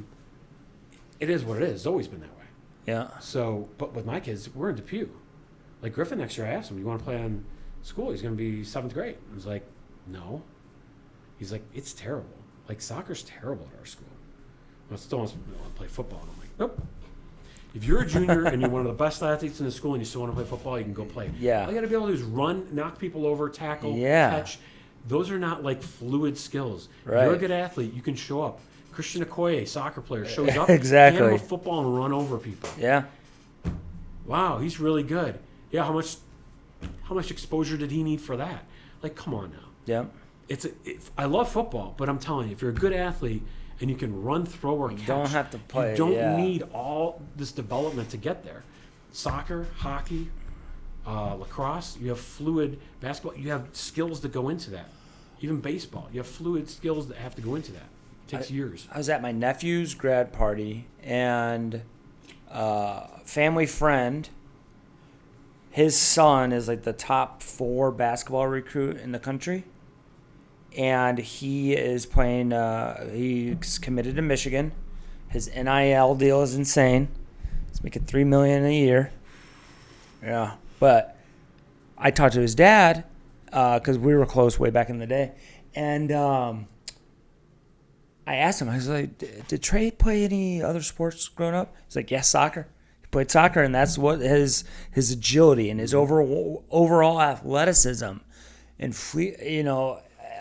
that's where it came from, was soccer. And I loved hearing that. And you just don't. It's the same with football players, and you hear it all the time. And Dominican Sue was a big time soccer player. There are some linemen, offensive and defensive linemen, that play soccer. Their footwork that they contribute because they played soccer. They get a lot of that lateral movement and other things that if you just go out and play football, they're not necessarily getting it in a constant basis like that. So you're going to have kids that are a little bit oversized, maybe good athletes. Maybe soccer's not the perfect, but it's making them better athletes. What's his name? Urban Meyer. Urban Meyer couldn't stand having just gym rats or recruiting just gym rats that were football only and then just in the gym. He wanted the 3-sport athlete, the 2-sport athlete, because you're a complete athlete. Well, yeah, I think we've gotten away from, to a certain degree, you're still going to have those kids. Yes. But you look at, like Ricky Henderson, he was a better football player than a baseball player. Yeah. Really? Read his book. Yeah, he was a phenomenal. He was the best football player in his area. Best football player in his area coming out of California. Really? But his mother was like, you're not playing football in college. You're playing baseball. My parents hate Ricky Henderson. Oh, yeah. Because he's Royals. They're Royals fans. Oh, okay. So I read his book, too. He's just a royal killer. Well, he's fascinating to me. He's just a fascinating person, especially with talking in the third person and things like that. Just like he's so, I think misunderstood too. But it had a lot of that to do with where he was brought up and a lot of racism stuff that came up through that time period too. Yeah, where he was. But the number of people that came out of that part of California, great athletes, was astounding within like just a 8 to 10 mile radius. Mm-hmm. All these kids that had played at the same area that ended up, a lot of them played, whether it was football or basketball or baseball, but they were like 3-sport athletes that were just great athletes, and in every sport they were just boom, boom, boom, boom, boom, just like always against each other, and then kind of went off in their different directions. And they had different things, which it happens where depending on where you get drafted, which organizations do a better job with you and everything else. But that was another book that I thought was tremendously fascinating, the one on Ricky Henderson. But yeah, I just think that we still have those, and I've seen them. The one guy, what's his name that used to be here, the one that moved to Alaska. He was on our Roos team. Oh yeah, he's great. God, what was his name? I'm drawing a blank. It'll come to me. It was unique. Yes, it's a very unique name. He showed up over the summer too. We work on juggling, and 3 months later, the kid's got 50, 60 juggles. And I'm like, kids are like, well, how come we can? I'm like, have you looked at him when he does? Number one, he catches on to things, but I'm like, the determination behind it. And he had both the determination, he had the athleticism. And you just looked at him and go, any sport that kid jumps into, he's going to be awesome. Yeah. Because Ryan had said that at one point when he's like, is he one of your 2014s or 2015? I'm like, he's a 2015. He goes, get out of here. No, yeah. I'm like, he's amazing. And he was like a sponge. Anything you gave to him, he just picked up. So, yeah, coaching makes a difference to have somebody to give him the stuff. But I'm like, you get a kid that's an athletic sponge that wants it. Mm-hmm. And just sky's the limit. And you go, it doesn't matter what sport he plays. He's going to be awesome as long as he keeps wanting it.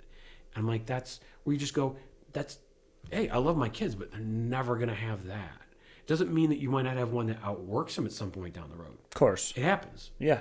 But that's where I just think that too many people think that they think or really want this absolute want to have their kid to be the absolute top. And I get the wanting to be the best. I don't think there's anything wrong with that. Again, it's all in perspective to a certain degree. And I feel like as a society, we've pushed so far to the kids aren't getting enough enjoyment out of what they're doing and satisfaction in sometimes the little things that they did this. I think that one of of my ex-players actually said they liked me as a coach because I was very quick after goals to reward and talk to them about the play started here. Mm-hmm. It started here. This ball went here, and then this play here led to this. Not to say anything was wrong with the goal. Right. A ton of credit to the goal. That was fantastic. Yeah. None of that would have happened without this. Exactly. This is all there. And try to make sure that these people got credit. Because far too often, they get nothing. It's only here. It's all Messi. It's all Ronaldo. It's all this. And I'm like, okay. Yeah. But what about this? That goes in reverse, too, where the goalkeeper always gets the blame for giving up the goalkeeper. How about the forward who couldn't hold up the ball, and that's where we lost possession? I was hardest probably on my forwards as far as everything. I said, you're our first line of defense. Everybody thinks of me as an offensive-minded coach, which I am, but I'm like, your job is to tackle the ball. Yes, channel, but also make their job hard when you can. Not just a light jog all the time. And again, I also coached talking to Wyatt the other day. Like we were talking about size of the field and like numbers on the field and stuff like that. Yeah. That between the men's and women's game, and not to get all like where people are going to get mad about the difference, but I'm like, depending on what level you're coaching, I was like, I tell them make them make that pass. Yeah. I don't think they can do it. I'm not even defending that. We're going to do this. We're going to channel this. We're going to take this away. Show them this option is the one they're going to take, and that's where we're going to take it. Well, what about that? We're not even defending that. Show me they can do that, and I'll defend it. Until then, I don't care. Right. And I'm just like, skip it. Yep. Just skip it. And you can get away with that, especially on the women's side back in the day when I was coaching it. Like, you can get away with things. Right. I think that's politically incorrect to say, but I'm like, I'm there to win games. Yeah. And teach them how to win games. I mean, you're not dealing with like Linda Olmark, and like who can hit that ball, who just did hit that ball against FC Buffalo or with FC Buffalo. Yes. Yeah. So, but like when you're talking about a 15 under game, I'm like, well, right now we're trying to win this game. I'm not playing the perfect defense. And I'm like, we're going to do this to win the ball here. And when we win it, boom, 5 touches, the ball's in the back of the net. Maybe 4. Yeah. As a team, can we go boom, boom, boom? That's where I want less. Like, we just need to attack and be smart off the ball and move quickly. Not in the middle third, like we got into, not to get all into that stuff, but like middle third is overrated. The middle third is don't turn the ball over in the middle third. As you get more and more to those older age levels, I'm like, don't turn the ball over in the middle third. That to me is worse than our own defensive third because we're in transition. And if we lose it here, boom, one pass and they've eliminated maybe 5-6 players. Right. I was like, I don't like, I'm more on that statistics side. I'm like, let's not do that. So we want this, but if you don't see anything, a diagonal ball into the flank's not a bad idea. I'm more of like, if it's not there, let's play the percentages and we'll play from there. But then we're going to pinch. But again, that's all like, as long as you're teaching the kids something and they're on the same page and they're doing stuff, not just, and again, adapt to what you're doing. Yeah. I mean, if we're playing beadling and stuff, I'm like, yeah, that's not going to work today. Let's, like, player for player, we are outmatched everywhere. We're going to change. We're going to do this, for this. Like, teach the kids as you go. That's sort of life, too. Yeah. Why keep doing the same thing and it's not working? Maybe we need to change it up. A little bit. And I think that's where also, I've seen I've seen far too many coaches that are successful, but when it comes time to change and they don't change, they won't change. And they almost blame the players. They just blame the players. Well, you guys I don't have the players. Oh, yeah. I don't have the players, or they weren't listening, or they didn't execute. Execute. And there are times where you go, hey, this corner kick's not working. Okay, but we haven't executed it the way we've practiced it yet. Right. When you execute it right and it doesn't work, we'll move on to something else. Show me it's not going to work the right way first. Show me we do it right. But there's times where I'm like, you watch a game and just go, they're just doing the same thing. And like a simple adjustment, and they could fix this, but they're not going to adjust anything. But you see that at every level of every sport. Yeah. Where you see people and you just go, that coach is unable to adjust, and that's where the defeat comes. Not all the time, but it happens. It happens a bit. Mm-hmm. And the farther down you go into youth sports, it's going to happen more because there's less. They don't have the experience. I get it. Or there's ego. But we could talk all day about that. Oh Coaches my with God. ego, or like Nick calls them. What is it? They're Oh my God, mercenaries. no, he's like no, he's a worse word than that. They're frauds. He calls them frauds. Like they're just Oh yeah. like they're out there. And I'm like, I don't know if they're intentionally frauds. I'm like, that seems more intentional. I think they don't know and they're trying to cover up for their insecurities and stuff like that. But like after the one of the steakups, that one where all we needed was a tie. I'm like, you know what? We could have just tried to bottle it up from the beginning and just gone for the ties. That's on me. I'm like, I don't know if I would have played it differently, but that's on me. It's not on the players. Yeah. It is on me to get that win. Or we lost in a shootout where we went to the eighth kicker in a shootout to get into State Cup in a play-in. And afterward, I was like, oh, why did I not have my goalie take it? She's the next best kicker. Next time we practice, I go, nothing against the players took the kick. I'm like, Emily should have taken that kick. I should have had Emily in there, and that was my fault. I'm not saying it would have made the difference, but it might have. That is 100% on me. When you do that, it buys you credit with your players, that you're accountable just like them. Absolutely. So I think that it's always just being open and honest with them about things, and open and honest with the parents. Yeah. I mean, that could be something as simple as yesterday we got there, and I'm like, at Dorch Park, and I'm like, I forgot to call the school to make sure that the porta potty was on this side and not on the athletic side or whatever.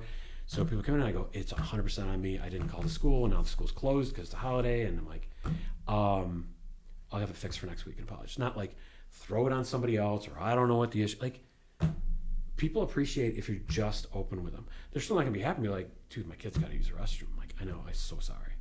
We'll have one here next week that is on me. Like, it happens. But I think there's not enough of that these days where kids shy away from. That's why I tell the coaches, don't put yourself in a position, the young coaches, that I have to say that you were wrong. Direct them into me. But if I'm like, hey, who did this or didn't do this? Somebody just step up and admit that, like, yeah, I left all the cones. I'm real big on that. I am like OCD. Like, when you finish the 3-4 group, the cones go on the rack. Otherwise, the kids will see loose cones and they're all over the place. Mm-hmm. Balls in a bag. Otherwise, there are balls all over the place. I'm like, the focus thing. Remember, now they're all.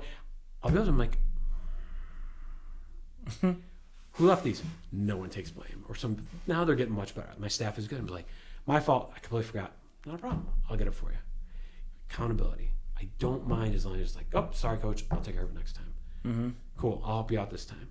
Like, that's all I want. I think that's what most people want from their fellow workers, their fellow people, and they're willing to look past the mistakes. For the most part. Some people want perfection and they're not happy without perfection. I can't believe you gave Player of the Week 2 weeks in a row to a kid that's 4. You will be getting a lawsuit. As you're yelling at a coach that's will be serving you papers for old. The mental anguish of my child in week 2 because the same kid got it. It's the end of the world. In that world, I guess it was. And I was like, you know what? I thought things were tough in the Middle East, but apparently we need to call the news outlets and let them know that Cindy Joe got Player of the Week twice and crushed the dreams. She is a dream crusher of the, whatever, let's say the Orange team. Every player on the Orange team's hopes and dreams were dashed. Iran does not matter.